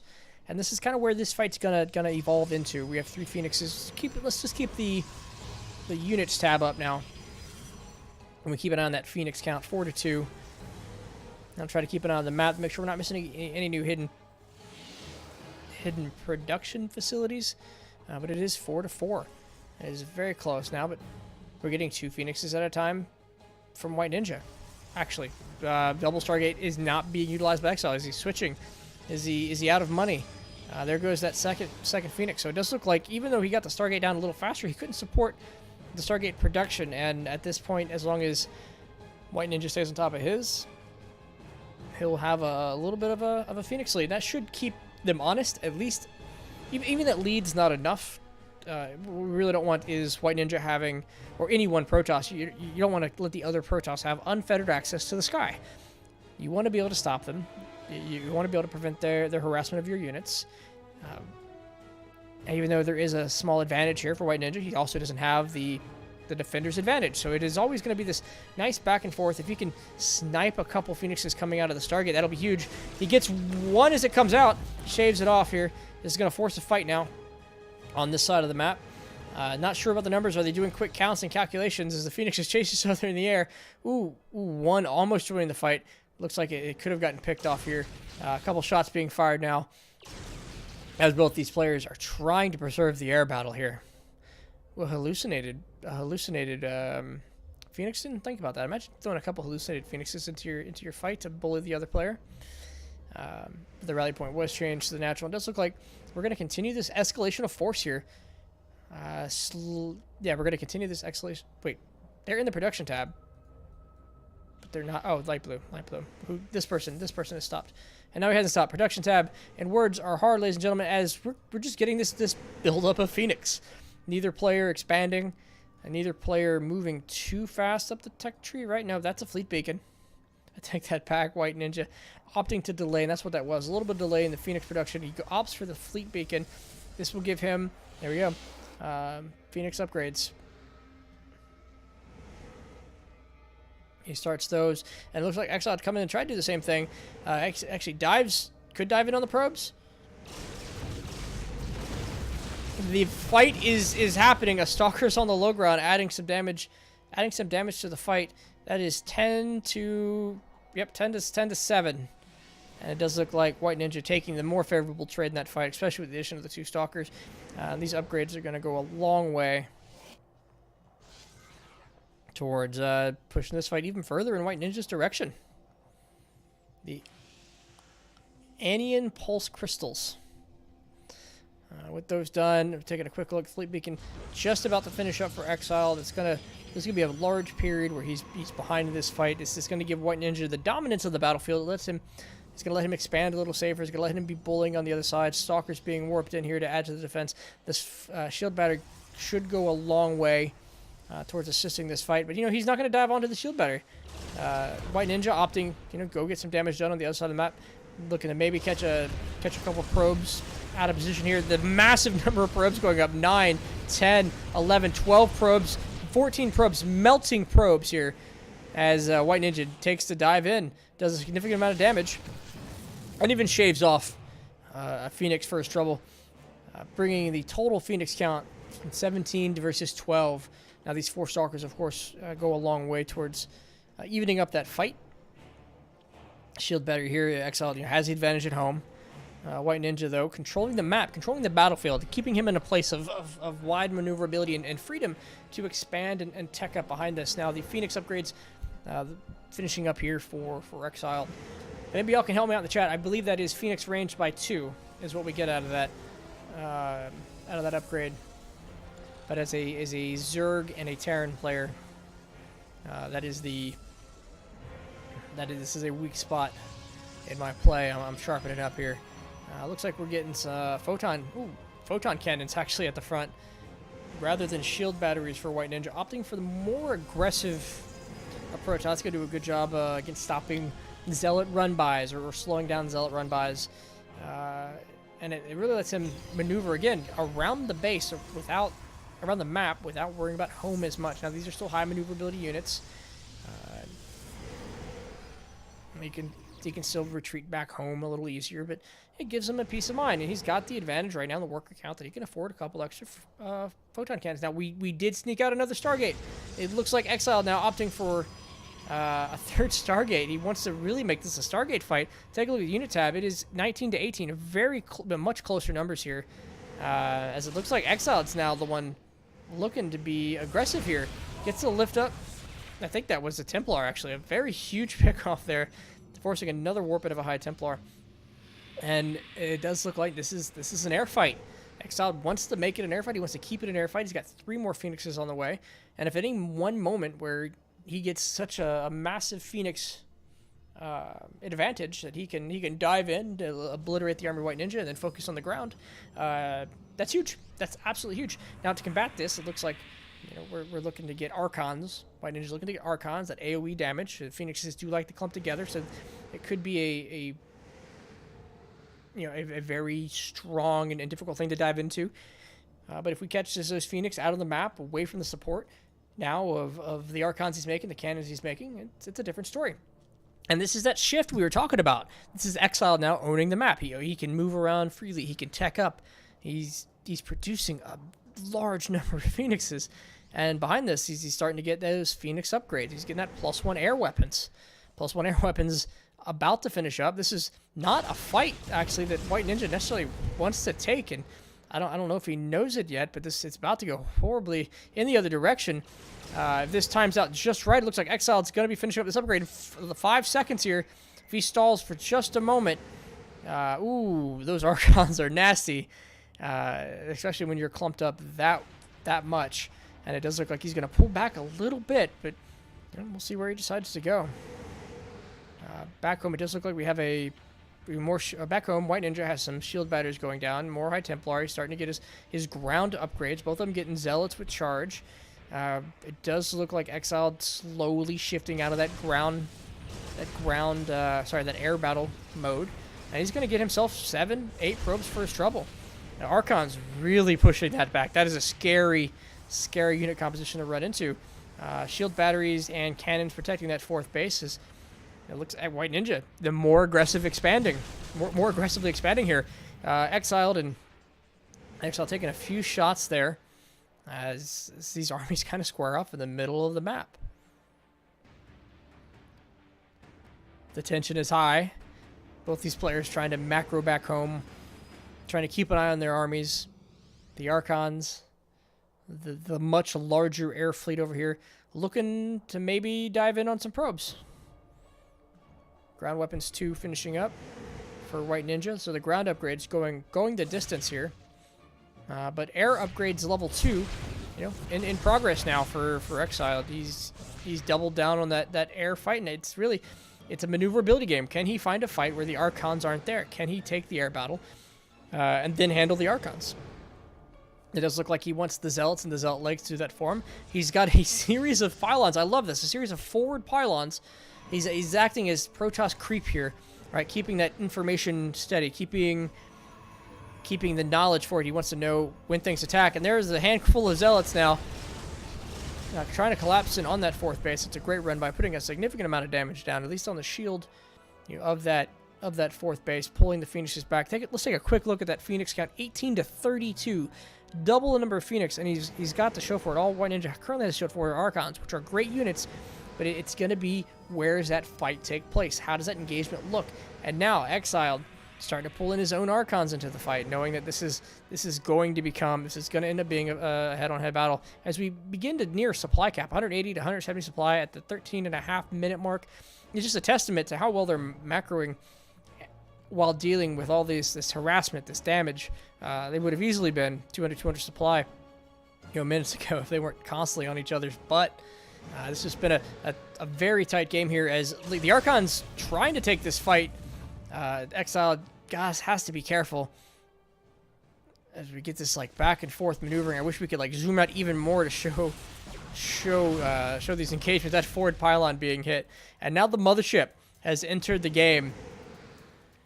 This mothership, I don't know if there's an observer with the army. There's not an observer in Exiled's army. This is a fight he can't take right now. He can't focus that mothership core fast enough to deal with it. Keep it in the production tab. Back to the unit tab. Exiled has no detection. And on the map, everything's melting. The mothership goes down, but the Phoenixes are fighting. The Archons are fighting. The Stalkers are trying to blink their best. Right now, Exiled winning the air fight. The Stalker's not shooting up enough to support the air fight. And his own mothership now entering the fray. There is an observer here for White Ninja, though, so the mothership not necessarily as big of a threat. The army count now double for White Ninja. He's taken the fight here. He just had the Archon and the Stalker count to make it work. Now all these Phoenixes don't have the staying power they used to have. GG, White Ninja takes game number 2. Ooh.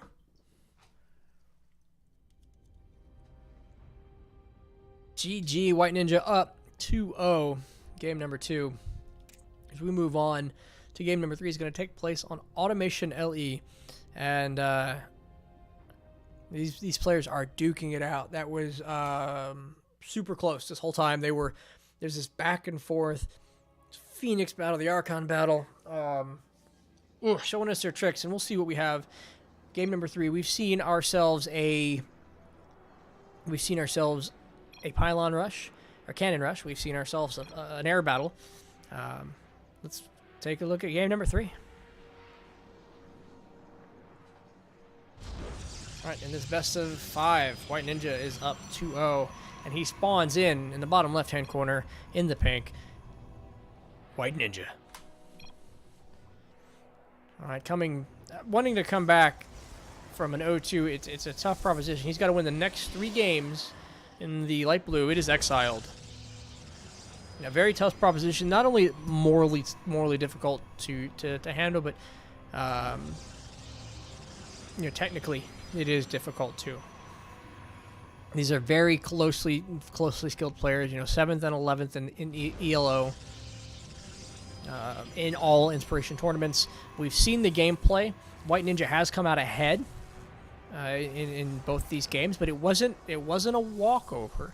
These were tough, hard-fought matches, and they can swing either way. But even 50% chance 3 times in a row, that's a tough thing to pull off. That's 12.5% chance if we're just flipping coins.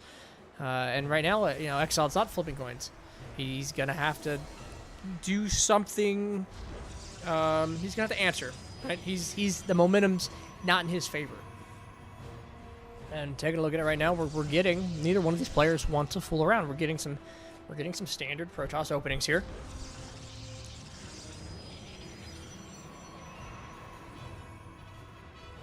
We'll see where that first deviation comes from. It'll tell us kind of what to expect. No funky walls, no forges. Everybody's buildings are in their own base right now.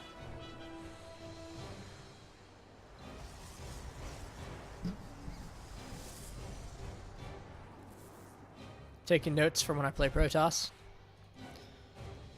Alright, looks like Stalker Sentry is what she wrote.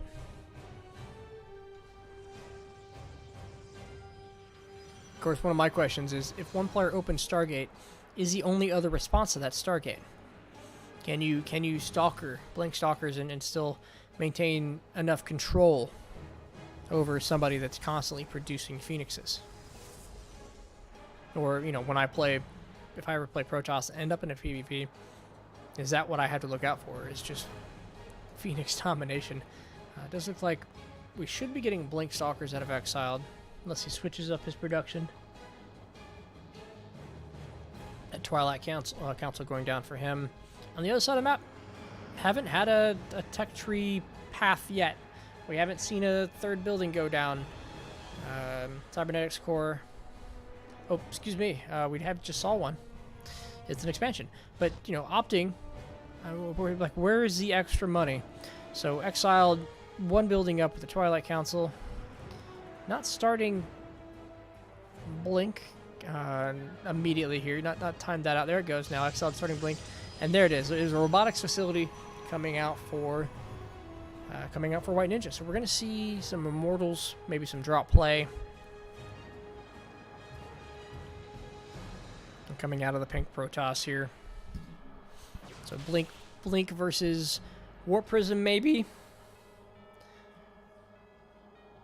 Still early, it could be Blink versus Blink, but the Blink advantage here. The one to go to Exile as he chases around a hallucinated Phoenix.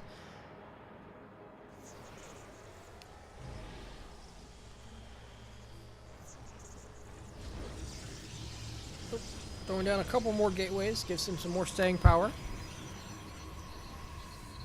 Both these players should be looking to ramp up their gateways soon. A robotics facility there to support his stalkers, it looks like. And looks like we're just gonna get looks like, but it looks like we're kind of getting some mirror matchups. You know, game after game after game. Shield batteries are going down. They're really securing their foothold. They're getting their gateways powered up. They're getting their gateway units, you know, upgraded.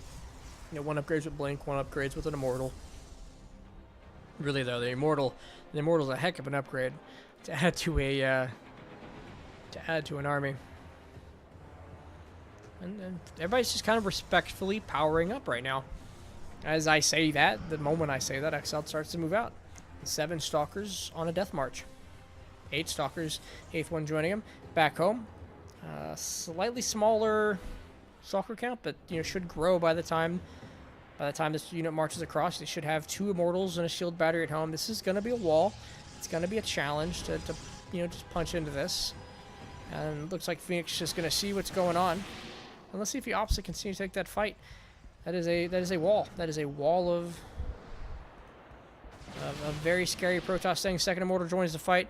Sentries come up, pulls back to the shield battery, and blinks back. A very smart move there by Exiled. Live to fight another day. He doesn't have the composition to handle this at the moment. Looks like they're aiming for disruptor play though. As where's it at? Here we go. That's that robotics bay. You know, is now in production. All right. I'm gonna switch to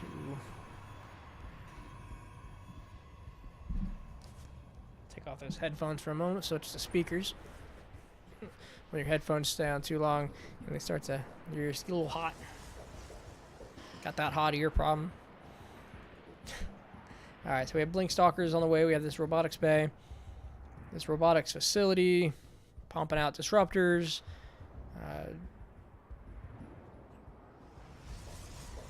It's kind of, again, they're powering up. Nobody's taking that third base. Both Exile tried poking in.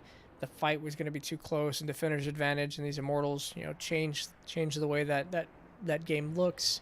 So his response is to pump out some disruptors. We're getting some disruptors out of White Ninja here. It's anybody's game. As actually, I love the timing here. You can tell well-practiced, well-rehearsed Protoss as they both take their third base at about the 6 minutes 45 second mark. They're These, no matter what the game plan, no matter what direction they've powered up to, you take your third at this time. Looked like they blinked forward and took a shot at something on this side of the map. And with a couple good disruptor shots, this is a tough fight to take here. White Ninja sitting back with, he's got his disruptor, he's got 3 immortals. If he can keep those immortals alive and take the right fights, you know, this is his fight. If he takes a couple bad disruptor shots, anybody's guess what happens here. As both these players begin to get a little closer, close that gap, that vision closes in, and we might have ourselves a fight here. 4 Stalkers forced to blink back. An Observer getting some forward information here, trying to get the lowdown on the enemy positioning, and this is important here because it allows him to blink in, grab that disruptor, shave it off, and that's an important unit, you know, White Ninja needs at this time. The first disruptor coming forward, looks like he wants to get a shot in. Exiled, you know, remaining calm, not blinking back. It's actually comfortable enough to charge into the front of this. Disruptor shot's coming in. Gets a couple Stalkers for his trouble. The Warp Prism picking up that disruptor just in time. As we start to get this fight of disruptor cooldowns. You send the disruptor forward, you get its attack in, you back it up, you try to keep it alive, just blink play into this. This back and forth dance now between Exiled and White Ninja.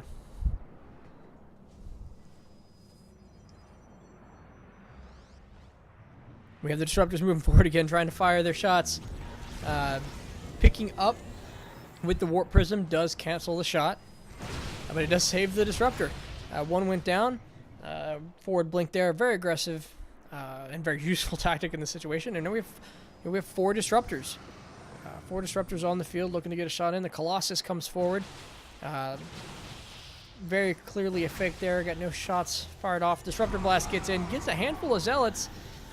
Shaving off those critical gateway units, because once the disruptors are gone, that's what's left to have this fight. I actually really love Exiled's control here. He's fighting with the disruptor shots in the middle of his army rather than having to move them forward individually. White Ninja trying to use the Warp Prism to his advantage here, but the army advantage leaning in Exiled's favor here. We do have an Oracle on the field now. Actually gives a Stasis Ward. I love that on the backside. Protects the flank. Catching a handful of...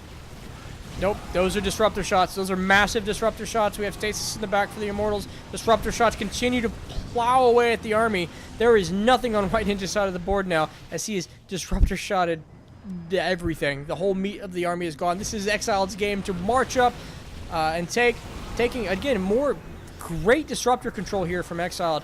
I don't think White Ninja has a comeback for this. As he blinks forward aggressively, we get some more warp ins, but we get more disruptor shots right on. Those disruptors are so low; they just need to be pinched to death.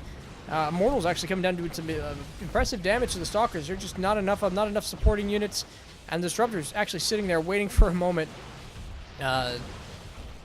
waiting for a critical moment to be used in defense. I love how he's not just wasting those cooldowns. He's keeping his disruptors, you know, alive and together. And even though it's a small army, I mean, he's doing so much economic damage right now. 9 workers killed in the last few moments here. He gets down to the third base. He gets essentially unfettered access to the third base.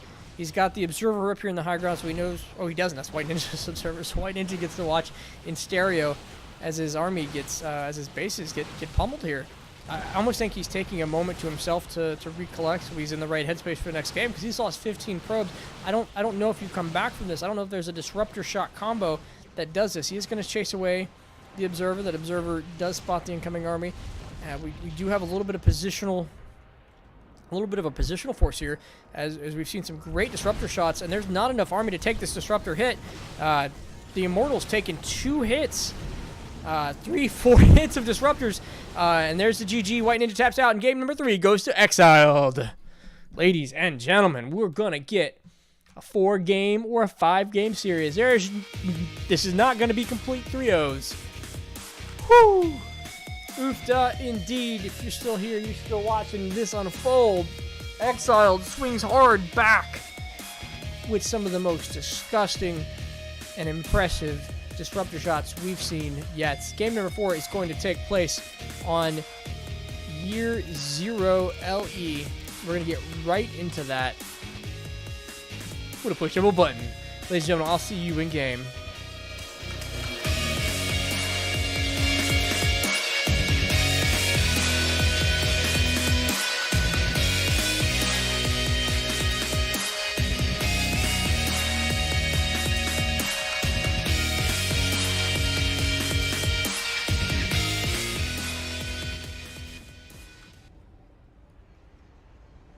in this best of 5.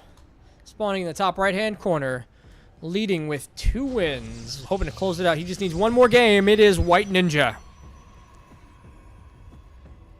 His opponent in the top left-hand corner with masterful disruptor control. So good, Kim, please nerf. It is Exiled. What more is there to say about these 2 behemoths?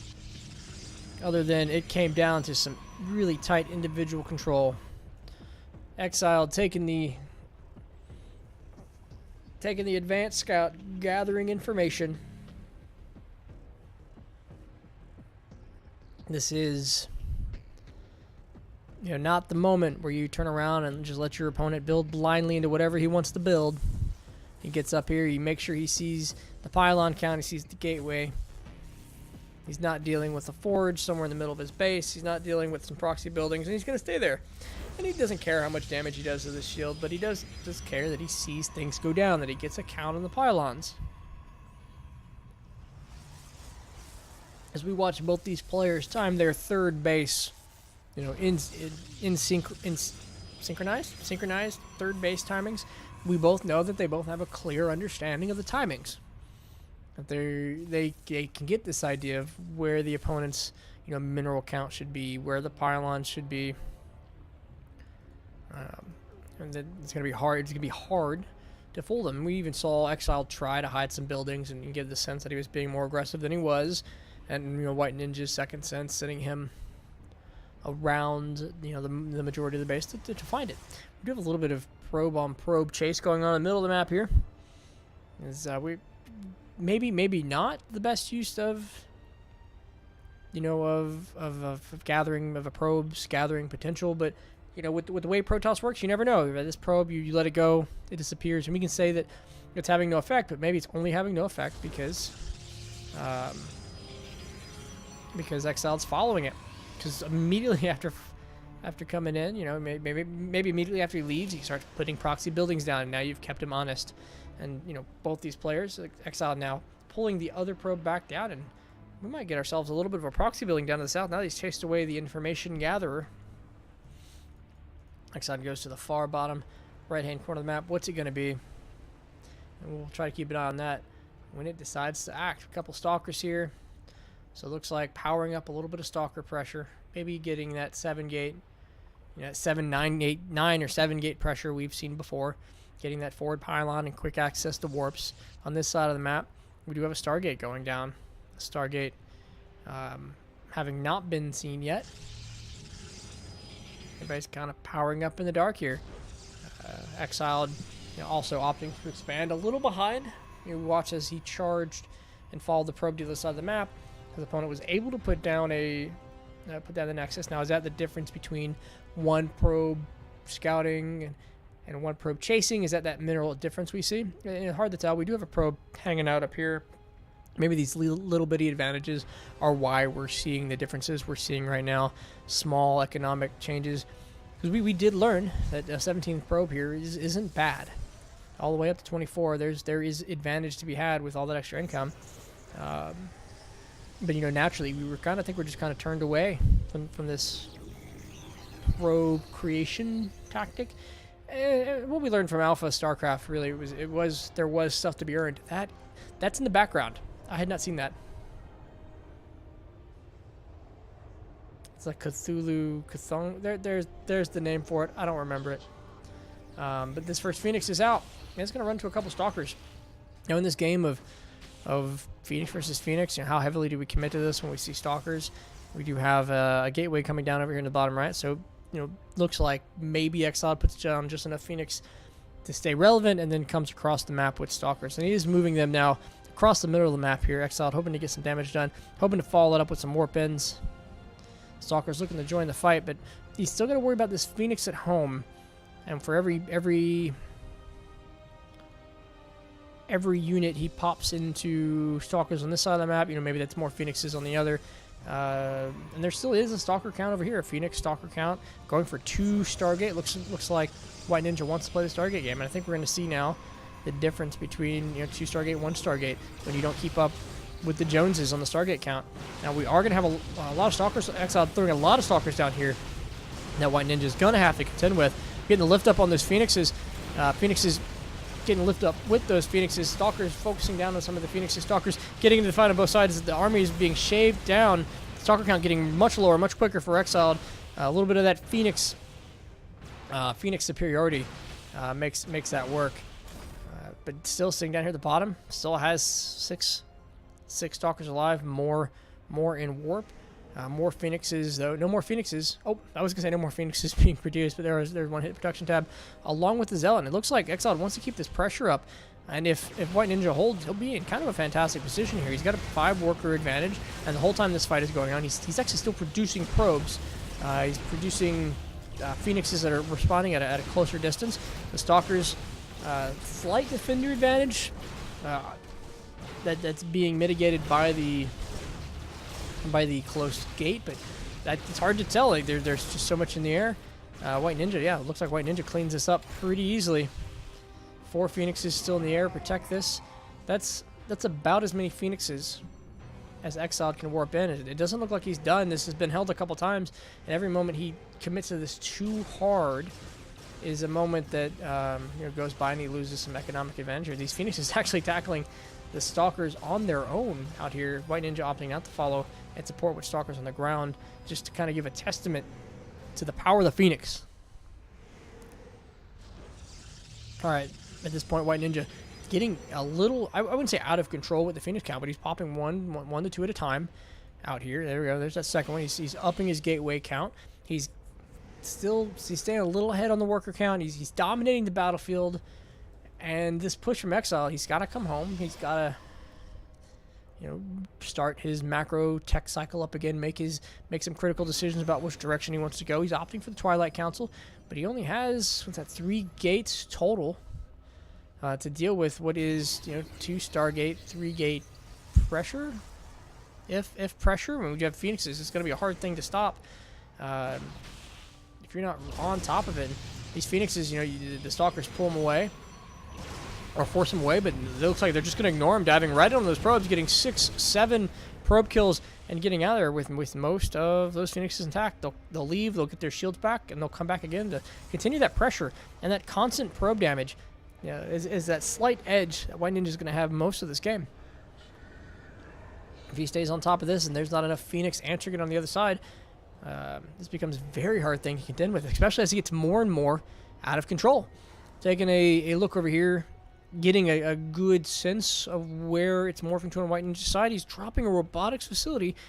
He's expanding to his 3rd. He's actually going to see a gateway here soon. I wonder if we're going to get a warp in to try to delay that, as it looks like White Ninja wants to dip in again with the Phoenixes. Shields are up there, and there's actually not enough Stalkers to scare this away too quickly. 4 probes going down, 5 probes going down, and getting away with those Stalkers, or getting away with that damage, taking minimal to his attacking force here as they fly around, again covering so much space, owning the battlefield, and that's the power of Skytoss right now. Back home, there we go. There's a tough thing to work into there, as that is a increasingly dangerous number of Stalkers. As there was a small gateway explosion, a Templar Archives going down here for Exile as Stalkers continue to push those Phoenixes away. Heavily bruised and beaten. They're going to need a little bit of time to recover. This probe over here for Exiled, dropping actually another pylon, interestingly enough. This still exists, and it's going to be discovered as soon as this building finishes. It will have to be contended with, but actually the Phoenix is going to spot that pylon pretty well, pretty fast. As a couple Stalkers come over to deal with anything that might come out of this. That's the original gateway that was applying a lot of that early damage.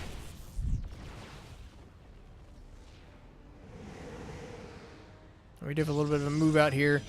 Archon, Stalker, and a probe. Pushing forward. Actually, a growing number of units. We did have Gateway Explosion a few moments ago. He wanted a forward pylon, so I believe that's what this probe here is for. Give him some warp in options and opportunities. But this is still a tough thing to fall in on.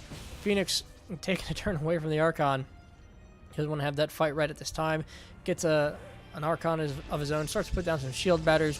White Ninja prepares to be on the defense again, and as we've seen, it's been a strong defense. This probe over here looking to throw down a gateway, get some faster warp in, some faster reinforcements here. Getting in a round of Zealots will help be that frontline defense. That's a very clumped up group of Phoenixes just staring at some Archons. He does have most of his army down here, looking to take support from the shield battery. Shield battery goes down fairly quickly, though. He starts to pick up a lot of Stalkers. That doesn't get the Archon, though. The Archon starting to lay down a little bit of damage. Archon's actually coming in from the rear with all these Immortals putting in a lot of damage. Phoenix is lifting up most of the army. A really ineffectual attack here as the army supply drops to 16 for Exiled, and that was not only held up, but completely dominated from White Ninjas. He takes a commanding lead, more than double the army supply, just on that collapse zone, just on the Phoenix, just on the superiority of being able to lift up the entire army of your opponent and make them ineffective, completely obsolete. It'll be a hard fight for him to come back. This will be a hard fight for Exile to come back from, but it does look like White Ninja's giving him a little bit of breathing room. He's not immediately following this up with the counterattack. He's showing him some respect. This third base for Exile just now going down. More gateways coming down. He may or may not be able to support very long as this natural base, or this main base, actually under attack. 6 probes going down. These Phoenixes not done on their march. 8 probes going down. They are going to meet the Archons in the middle of the map. They are massive units. They cannot be lifted up. They do a significant amount of damage in AoE to these Phoenixes. You see all their shields absolutely evaporated. They'd stay too much longer there. This would have been a Phoenixless army. It's actually probably exactly what Exiled wants to happen right now. He wants to take that kind of fight. You do see the probes being pushed right back onto the main base, but focus on that gas. Gonna have real short on minerals. He really needs that third base and probe production to kick up to support this many gates. And an army supply, an army type. Really just needs to get the army type and the battle he needs to pull this back. It's anybody's game now as we get photon cannons starting to be spread around the map. That gives White Ninja the opportunity to move around and add some time to his responses. Add some time, gives him edge when he's under attack at a base. If he's being spread apart in different directions, they give him a little bit of luxury of time. His his +2/+2 has started up. White Ninja taking an upgrade lead, +1, now finishing. And this is a fight. Double the army supply right above to the north. These probes are actually going to work as a pretty good alert system here. As the entire army of White Ninja collapses in, these photon cannons are going to do a little bit of damage to this fight. The Phoenix is coming in and trying to deal out as many lifts as possible, sitting right over top of the Archons, but the Archons can't focus on the Phoenixes as the rest of the army of White Ninja comes up from the north. Actually, DT's starting to be front in this fight. He taps out. White Ninja takes the series, the best of 5. He takes it 3-1. GG.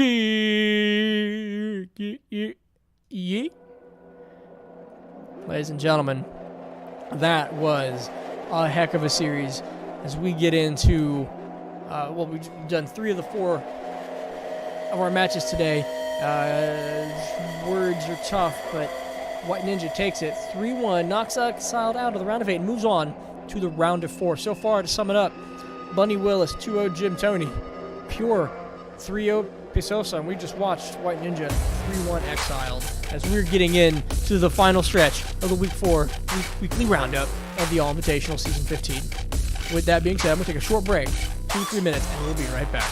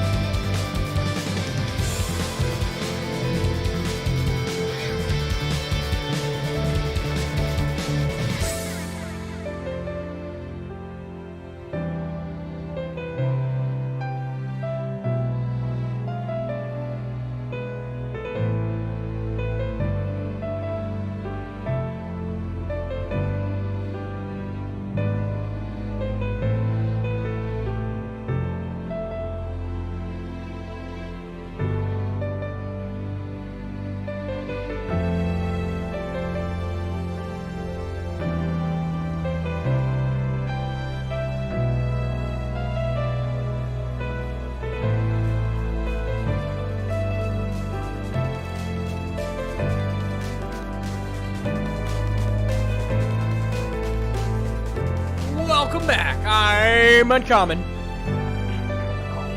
And I'm also Uncommon.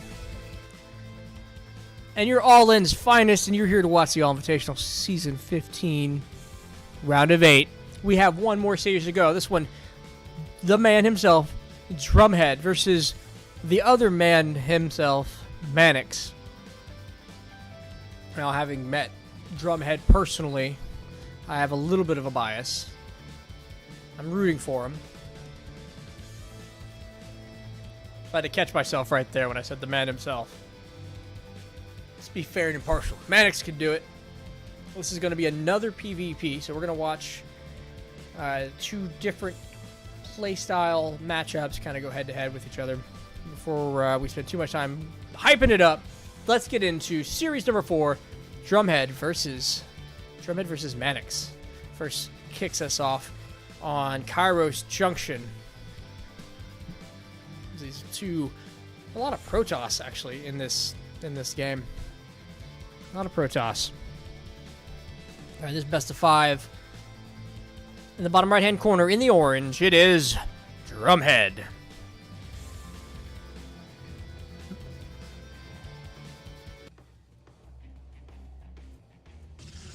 In the top left-hand corner, the red Protoss, it is Mannix.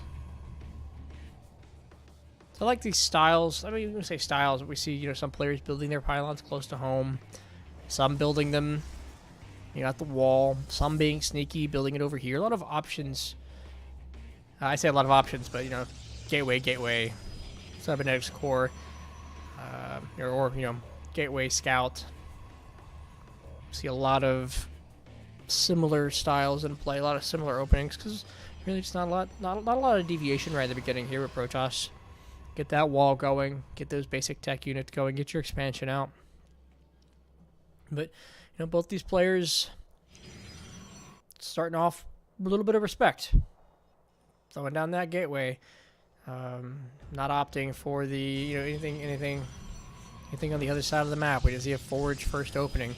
A little bit of respect goes a long way here as Drumhead leaves to do his own scouting. So the timing of this scout, might speak to experience, might speak to his responses. You scout at the moment in which you want to make the decisions. If I have a decision point at the 4-minute mark, it depends on what my opponent has in his base. I want to see him at the 5-minute and 55-second mark, the 4-minute mark, right on that edge.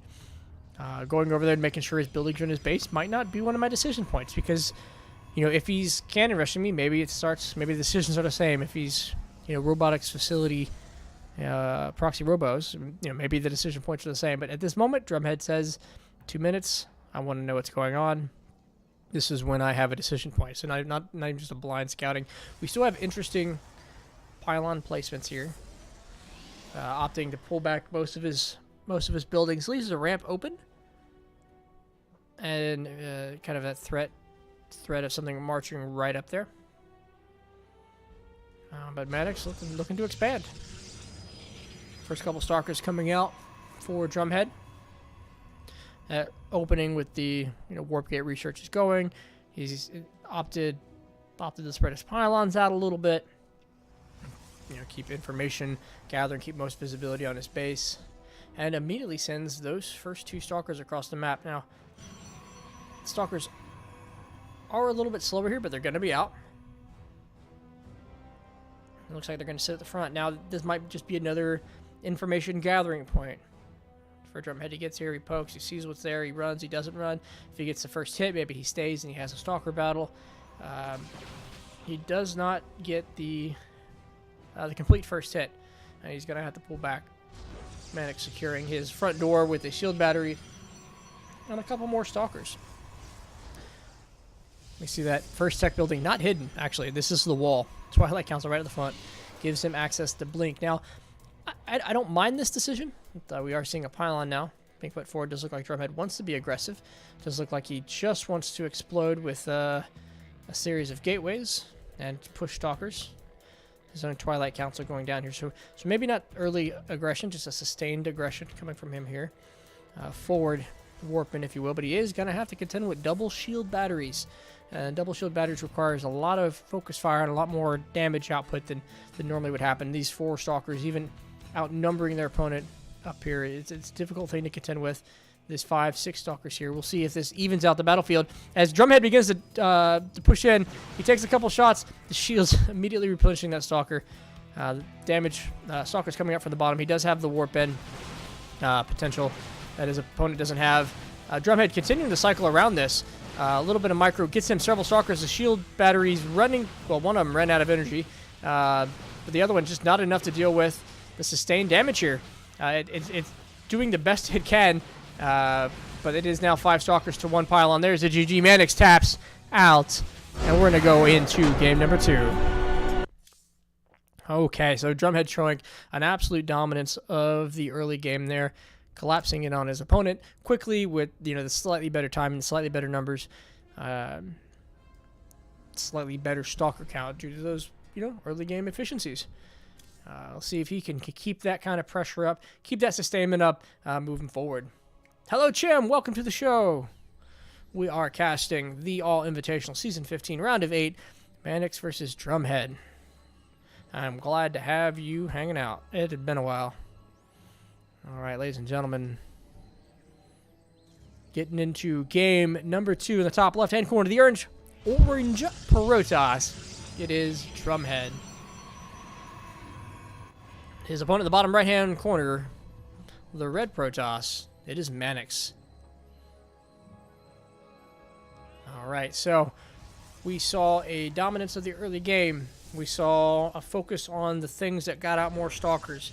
Mannix, on the other hand, was going for quick blink. He was powering up for a mid-game push, something that gave him good maneuverability, some micro potential, but he wasn't all in the early game. He wasn't super committed to having large forces. That's why we had a commitment to shield batteries. Well, those 2 shield batteries that early, without time to gain their value, don't equal the value you can get out of a couple extra stalkers instead. So we kind of saw that difference, those early game decision-making key points here. And we get, again, Drumhead opting the scout after the second gateway goes down. He's looking for anything out of the ordinary, anything fishy, building pylon counts, probe counts. Actually, and this is what we're talking about before, early game decision-making. Actually, 1 probe not doing what it needs to be doing. Looks like he wants 2 probes. There we go, 2 probes on that gas. He's got 1 probe over here now. Looks like very deliberate decision-making for the gas to income ratio. While his opponent, hey, you have 2 gases. You put 3 workers on each. It's it never hurts to have the extra gas, and you will use it. But the timing here for Drumhead seems to be very particular. I wouldn't be surprised if we saw a very early, stalker push those extra minerals from the income from not being super committed to gas immediately. And you can see he's even ramping it up now, because we watch his gas count as he's at 140, and he has just used 100 to make a stalker sentry. Just the right number. Gas goes to 0. And not even warp gate. Oops, excuse me. Not even enough for warp gate right off the bat. So if we see a very similar move to last time where he's pushing out, he has the 3 or 4 unit advantage. We know that it's this decision-making process here, or that he just doesn't want those. He just doesn't need warp gate, and he did it very deliberately. Again, Stargate coming down right as he's got just enough gas. This is showing kind of a mastery of this build. Take a look at Mannix as a comparison. He drops down a Robo and a Twilight, actually opting 2 tech pass here. He's powering up for a mid-game push. He's powering up for something very specific right now, but it's not going to take effect until a little later. A couple stalkers. The first couple stalkers actually enter the battlefield now here for Mannix, and he's got a pylon across the middle of the map. Wild Drum says, I forget it. Shh, it's supposed to be nowish. All right, so yeah, this was a mistake. Drumhead admits in the chat. He wanted that warp gate going a little bit earlier, and we'll see how it affects this play here as he pops out his first Oracle. So not the normal not the Phoenixes we've been seeing for a little bit now, opting for the Oracle path. We're getting Blink. We're getting Blink out of the Twilight Council. See where we go with the Robo. Maybe powering up for an Immortal Blink push, which has a lot of feasibility, a lot of uses. But behind all this, if we haven't noticed, there is not a Nexus behind Mannix. Mannix says Nexuses are expensive. I would rather make more gateways. I would rather be across the map with more army. Now, this right here, these shield batteries, this is powering up the defense. You know, he was still worried about the things that came at him last time. This Stalker count and this push to have a lot of gateway units, you know, says a lot about that. He lets the Elusive Phoenix go, and he's starting to warp in Stalkers on this side of the map. Blink's about halfway done. The Immortals probably queued up to come join this fight anytime soon. The Oracle gets in here, gets a good gamut, sees it all, but has unlimited access now to these probes. There is nothing here to handle it. On the other side of the map, he actually recalls. This one Oracle forces a recall, stops all the pressure, changes the game plan for Mannix, who's now back home.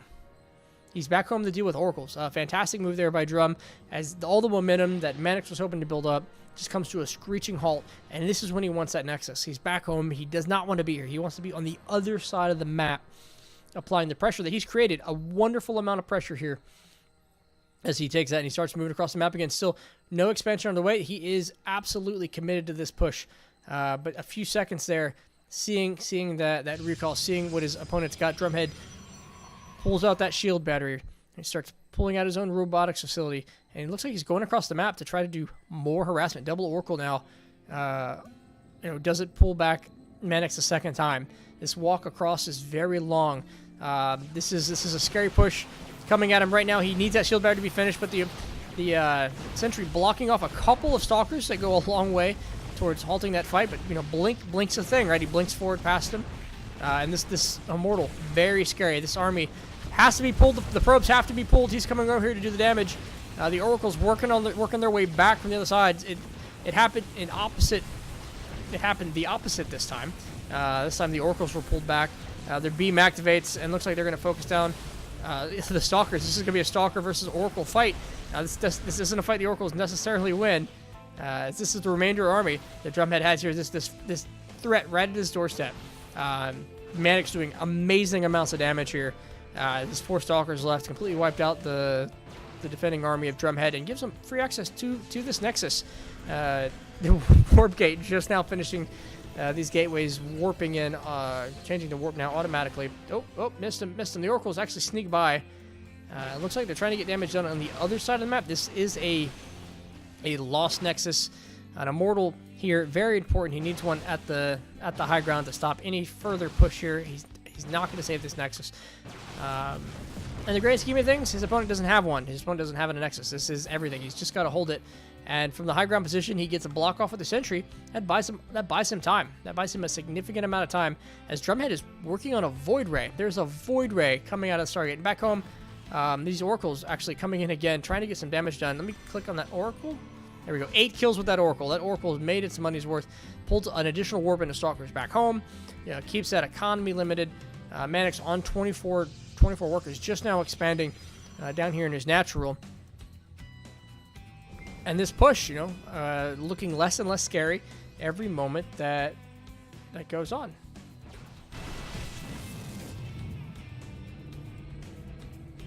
So Void Ray coming out here to support this. That is still a large Stalker count. They still have Blink as maneuverability for a longevity of life. That Immortal putting down lots of damage. That Void Ray actually being focused, but the Immortals, the thing doing so much damage here. Another warp in as the Blink forward focuses a couple rounds on Stalkers, but they're having to back up after that aggressive Blink forward. They're having to stutter step back. They gave a couple extra shots here to the Stalkers with Drumhead, as Mannix is now on the retreat. All right, he begins to reestablish his economy now. Drumhead still making probes, still making Immortals. It is now 2 Immortals. Do a pretty good job of cleaning up Stalkers.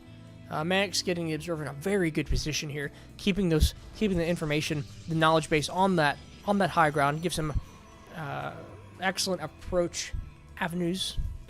Lets him get all the information. As Modian says, Drumhead, more like Bumhead. Am I right?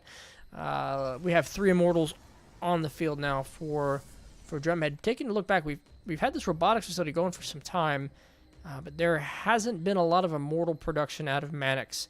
And we can see kind of that decision-making process. It's not like Drumhead has been able to make out of all of his gateways constantly. He's actively making a decision to make Immortals rather than Stalkers, rather than the Void Ray.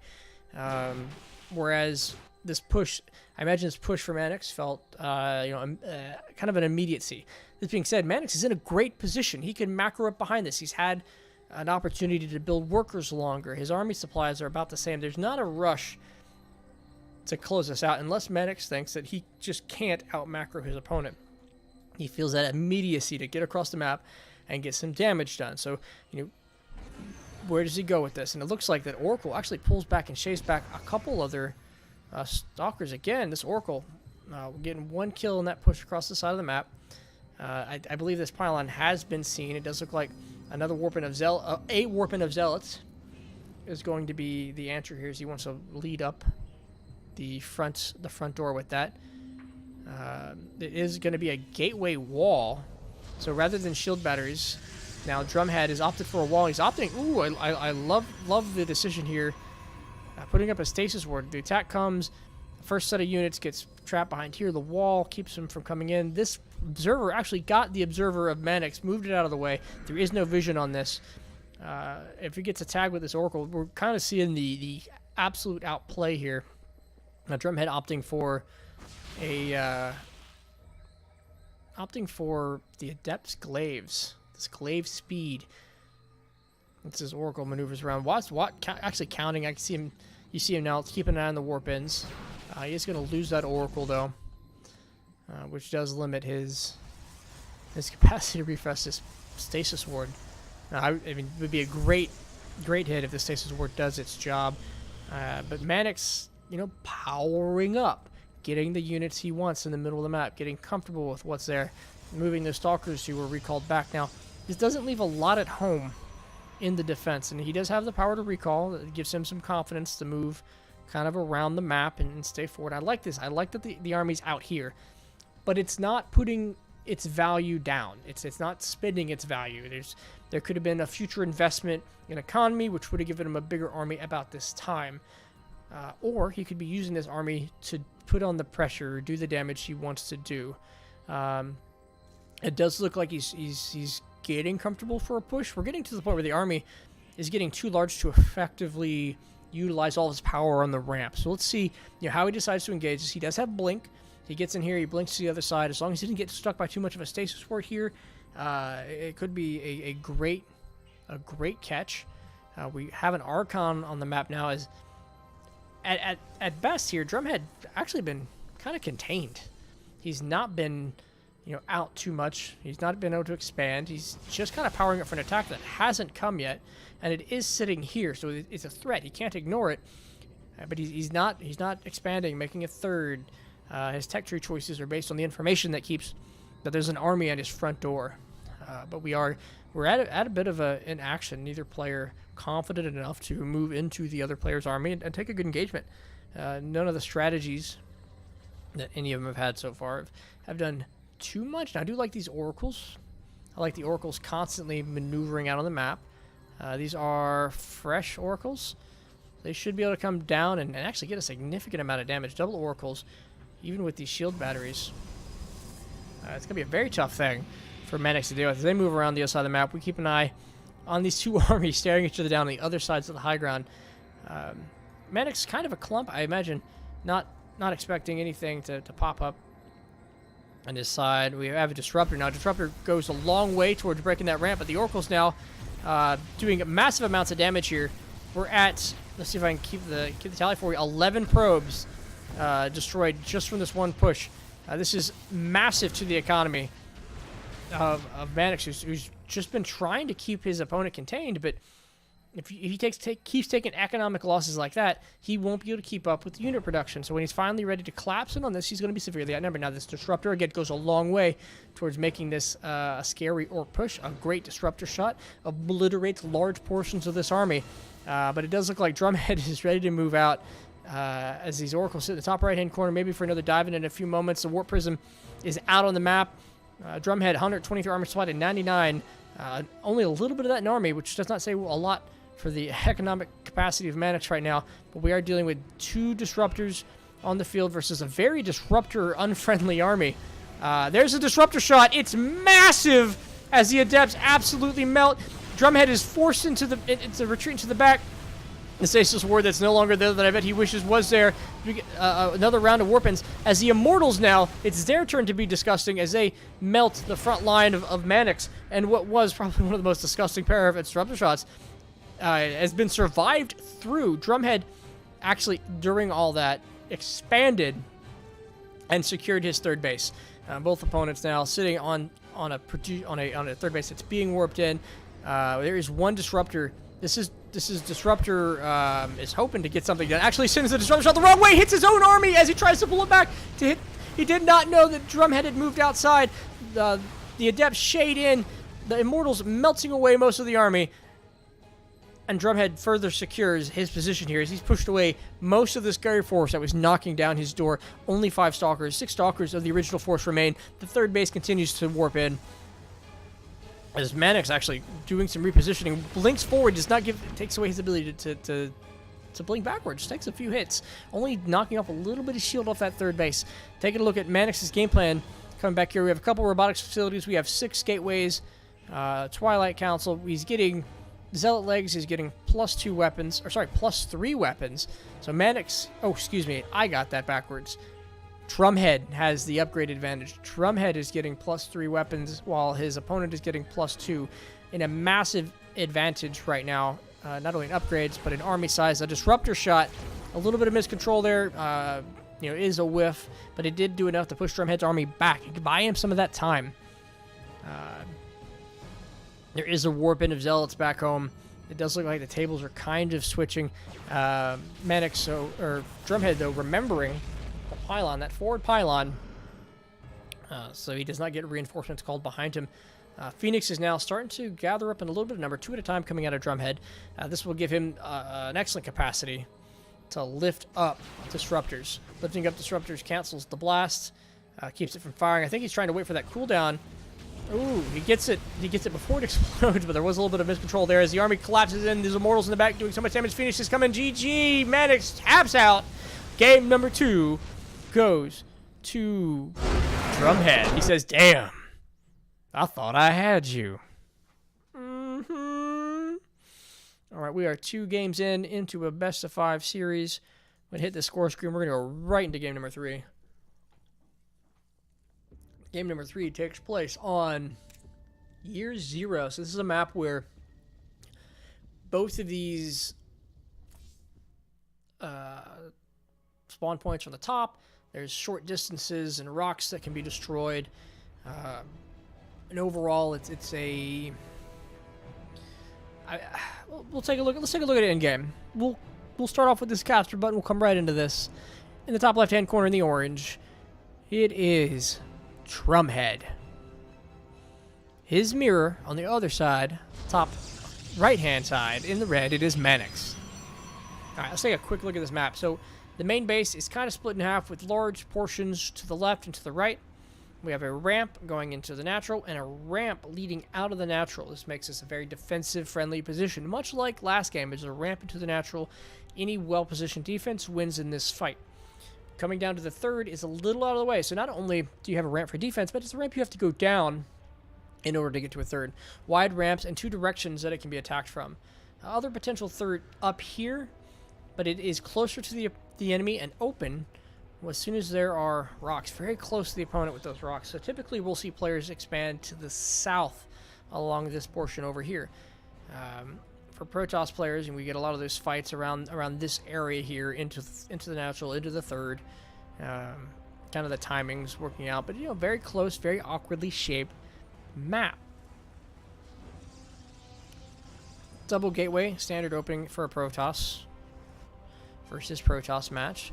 Both of those probes shaking hands. Now Drumhead, we've seen him always scout consistently after the creation of the second gateway. This tells us something about his decision-making thought process versus Mannix. This is my decisions change at this point in time. It'll be the same up until then. We'll see, Mannix, on the other hand, scouts after the first gateway. He wants to get here and have continual information gathering. It's not a decision point for him necessarily as much as it is a comfort, I'd say. Drumhead coming up is going to see the same thing. It's just not a wall this time. Often We've seen it twice now. Mannix, twice or 3 times now. Mannix is opted out to wall off into the main. He kind of keeps things close to home. This does limit the potential of Adepts coming in and charging around and playing around your mineral line. Kind of limits their avenues of approach. And maybe that's the thought process. Maybe it just looks pretty. We do have a little bit of a supply block right before that pylon finishes. The first couple Stalkers are going to come out. Now this probe sits down here, and this probe for Drumhead sits in this third base location, this bad choice third base location, if you will, kind of more of a fifth base location. And this is going to give him some quick access to his opponent. Now, there is a Stargate coming out of Mannix. This gives him, likely he's going to spawn this out and move across the map, and he's going to see this pylon. Now, this is a low ground pylon, and we are going to see a forward Stargate. We saw Drumhead work really well with Oracle Stargate, but this feels like a hard counter here, as Mannix's Stargate. Oh wait, nope. I was gonna say hard counter. I expected a second Stargate. I don't know why I looked in the production tab and saw it, but Stargate on Stargate. So this one's gonna be Phoenix. I expect this one to be Oracle. Phoenix comes out, he spots it, it chases down the Oracle, and this is a hard thing to close in on. Now, Drumhead in the middle of the mineral line with the Adepts, dealing 1 probe worth of damage every time he stops to shoot. That's 4 or 5 probes, 5 or 6 probes right now, 7 probes, 8 probes, massive amounts of damage, 6 probe difference now between these two, and the Phoenix comes out, and we'll close it out. Now, this is forward, and it is, yeah, okay, so it is forward, and because it's forward, it will be an Oracle. He wants to get a close Oracle distance into the mineral line. And this looks like it's going to be continued aggression by Adepts. So these Adepts playing at the front, draw the army out.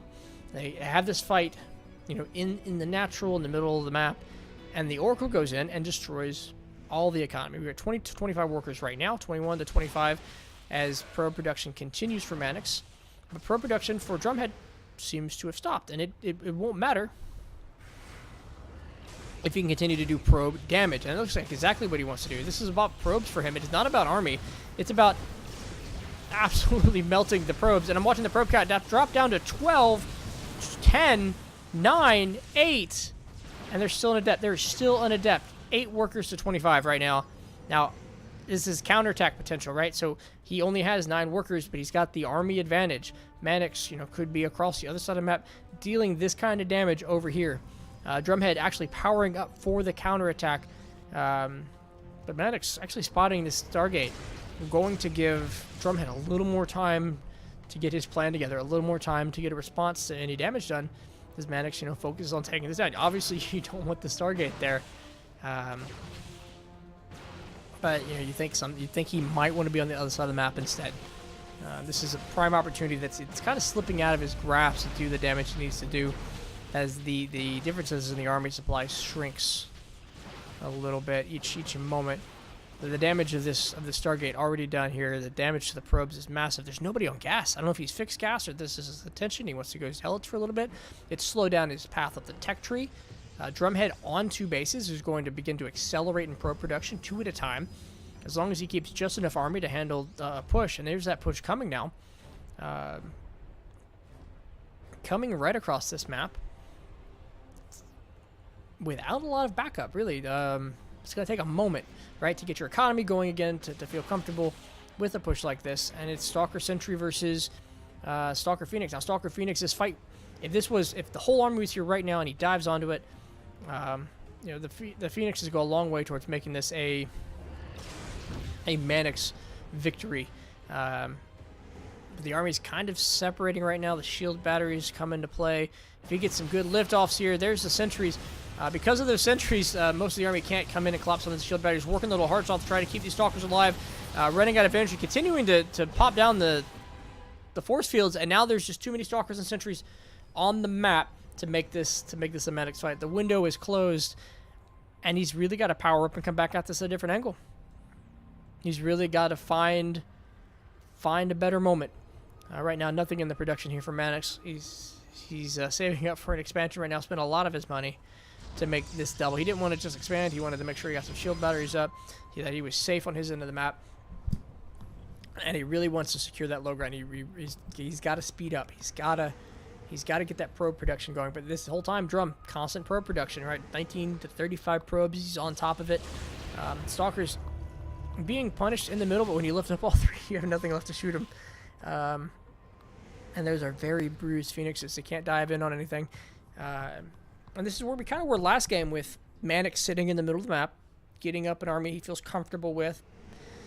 But let's see if he attacks. So he's here. He could move up, but I think this is... I don't think he's able to follow that up. I don't think he's able to collapse into this. I think he goes home. He restructures. He comes at this with a bigger army supply, with some disruptors. We saw some great use of some great use of disruptors last time that really closed out. We can really close out this game. The hallucinated Phoenix lets Drumhead know what is down here right now. He sits on the high ground. There's no reason for him to come down. We're getting a bit of a pylon explosion. Drumhead actually found himself supply blocked a moment there. Instead dumps his minerals into upgrades. Opted to started with charge, canceled that. Opted for blink. Makes a lot of sense. He's heavy on stalkers. And Drumhead moving the observer into position. It's a good forward position. He's going to see this whole army. He's going to see reinforcements being warped in. And this will give him the opportunity to know when to dive in, and he does. He dives in right now. The Phoenixes are out of position. Sentry's preventing Stalkers from leaving. The Stalkers focus firing on the Phoenixes. Sentry's going down now, and looks like Drumhead actually opting to retreat a bit. Actually catches the Phoenix off. He sees the whole movement of the army, finds an opening in the Phoenixes, collapses back in on it, gets another warp in of Stalkers, and he looks like he might be aiming for round 2. We're getting shield batteries back at the bottom for Mannix. This is huge. Both these opponents now, as soon as this gateway finishes, will have fast warp-ins, we'll have shield batteries, and it'll be a who has the most Stalker game. And unfortunately for Mannix, that's a Drumhead battle right now, and it's got an even more Drumhead-sided battle as that first Immortal comes down, a fresh new amount of Stalkers, and when we're dealing with double Stargate. Templar Archives is not the answer right now. It's the Immortal, and it's not like he can start the Robo now. It's too late. The Immortal's on the field. The workers are going. As Modian, like you said, twice the workers a moment ago. It was 25 to 47 when you said that. It was still 31 to 50. A third base is being taken, and it's not like it can be punished. As soon as this army moves out, it will be spotted. The Immortal actually moving forward here. Takes the first couple hits there. They are focus firing the Immortal, but the army is blinked on top of you, which is doing massive amounts of damage. Your shield batteries aren't putting out the kind of shields you need for that. Now the Immortal is still in the fight. He's trying to focus firing, but there's just too much there. The Stalkers have completely collapsed on the shield batteries and the gateways and the pylon of what was supposed to be a siege position for Mannix. But Drumhead is just winning the fight. There is nothing left to oppose him if he walks across the map now and closes out this game. Rest in peace, says Modian, or maybe rest in pieces. As the Immortal goes back home, the Stalkers move across the map here. It's 8 army supply at 37. It's going to be frantic warp in after warp in to try to hold a position up here. When behind, go Dark Shrine. Now, that being said, there is no observer with this army. When that soon as that Dark Shrine finishes, we could have some defensive DTs. Drumhead's checking the third right now. He's going to see there's nothing there. This is going to be a fight in the natural. And DTs, defensive DTs, go a long way. We'll see how he decides to handle this. It looks like he's opting to move up. He actually checks his flanks. That's interesting. 2 DTs have been morphed in now. He stutter steps, takes a couple shots. The DTs are now in the fight. And Drumhead not wanting to throw away all of his Stalkers against the DTs. Is really going to need to get some more detection. Actually just opts to go home rather than pull the detection forward. Kind of his game to throw right now is he's more than double the supply and like 10 times the armor supply. It is just the 2 DTs being morphed into the Archons. I love that he's not relying on the DTs for too much longer. It held his defense for the one moment it needed to. Great shot by Mannix there. Now he knows that he needs to evolve the army. Gets in a couple more gateways. Almost mined out of his main. Just getting his natural fully saturated. But this worker count, this shield battery, and photon cannon, even actually making his workers mine in awkward and inefficient directions just to put these photon cannons and pylons there. This is an A move victory as long as Drumhead does it in the next couple minutes. And even more so, I think as time moves on, unless we see a shift in economy here for the players. The army is moving across the map. They have double observers. They have immortals. They have archons. They have stalkers. He's coming in for the 1-2 punch. He hopes to close this out. As Bodian said, he needs to evolve the army into like something 5 times its size. Drumhead pounds on the door. He's almost there. He starts moving up the ramp. There is nothing sizable to defeat this. The blink forward, the aggressive blink forward, fighting the zealots, fighting into the shield batteries. His army is so large, the stalker count is 10. That's about 9. The immortal count doing absolutely massive amounts of damage. Mannix taps out, and Drumhead will take game number 3. And ladies and gentlemen, that will do it for the All-Invitational Round of 8, Week 4 Roundup. We have been following this thing for the last 4 weeks, and we're now into the Round of 4. Into the Round of 4, we will follow Pure, White Ninja. Wait, I marked that wrong. Yeah, White Ninja. 1, 3. We will follow Drumhead, 3-0'd Mannix. And we will follow Bunny Willis. That's right, Bunny Willis, Drumhead, White Ninja, and Pure. Get your games in. We will be back next week. I mean, I'm not going away right now, but we will be back with the All-Invitational next week. It'll be a lead-in to the Pizza Pie. So you see me at 2 p.m. Pacific next week. We'll do our round of 4 games. We'll go into the Pizza Pie. And actually, might start a little later than that. But I'll keep y'all up to date because there might not be 2 hours of games to lead into the Pizza Pie. I do have somebody that times the length of the games for me. So it'll be around 2 p.m., somewhere between 2 and 3. We'll do the round of 4. There would be best of 5s. Again, Pure, White Ninja, Drumhead, and Bunny Willis. Congratulations to all our winners. Good luck next time to all those who were knocked out of the tournament. And thank you, everybody, for watching and hanging out. I'm going to take a short break, but I'm not done streaming.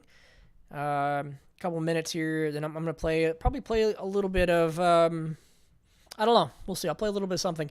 But at 6 o'clock, I go into an episode of show that we call Hard Mode?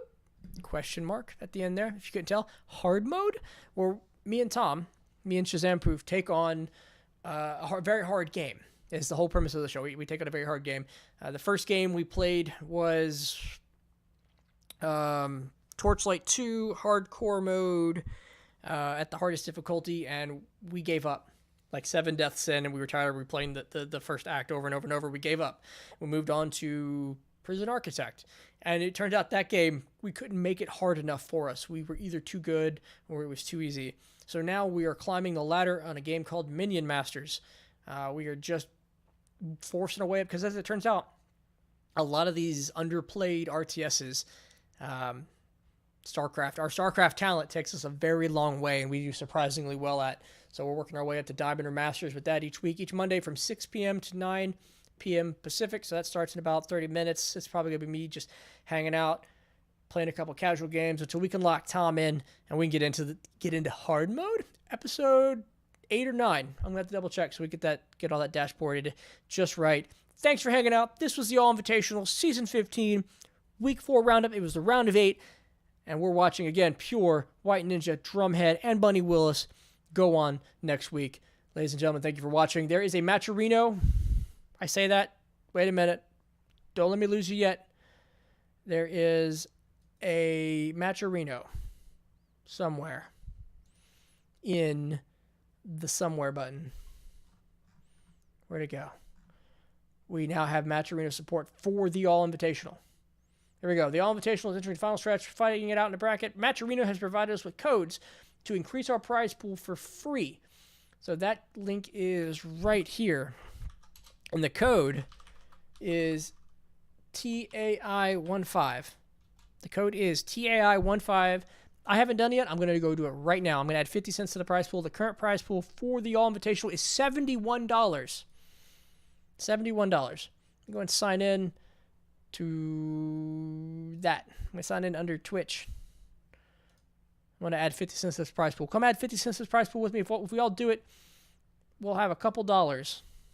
We will be at $4.50 to this prize pool. TAI 15 contribute. There we go. $72. The prize pool for this tournament right now. Donations so far include Arctos, 50 cents, says good luck, have fun. Requited, 50 cents. Got Quail, 50 cents. Tio McDoyle, $10. Awesome. Purge, $5.50. Toast, $2.50.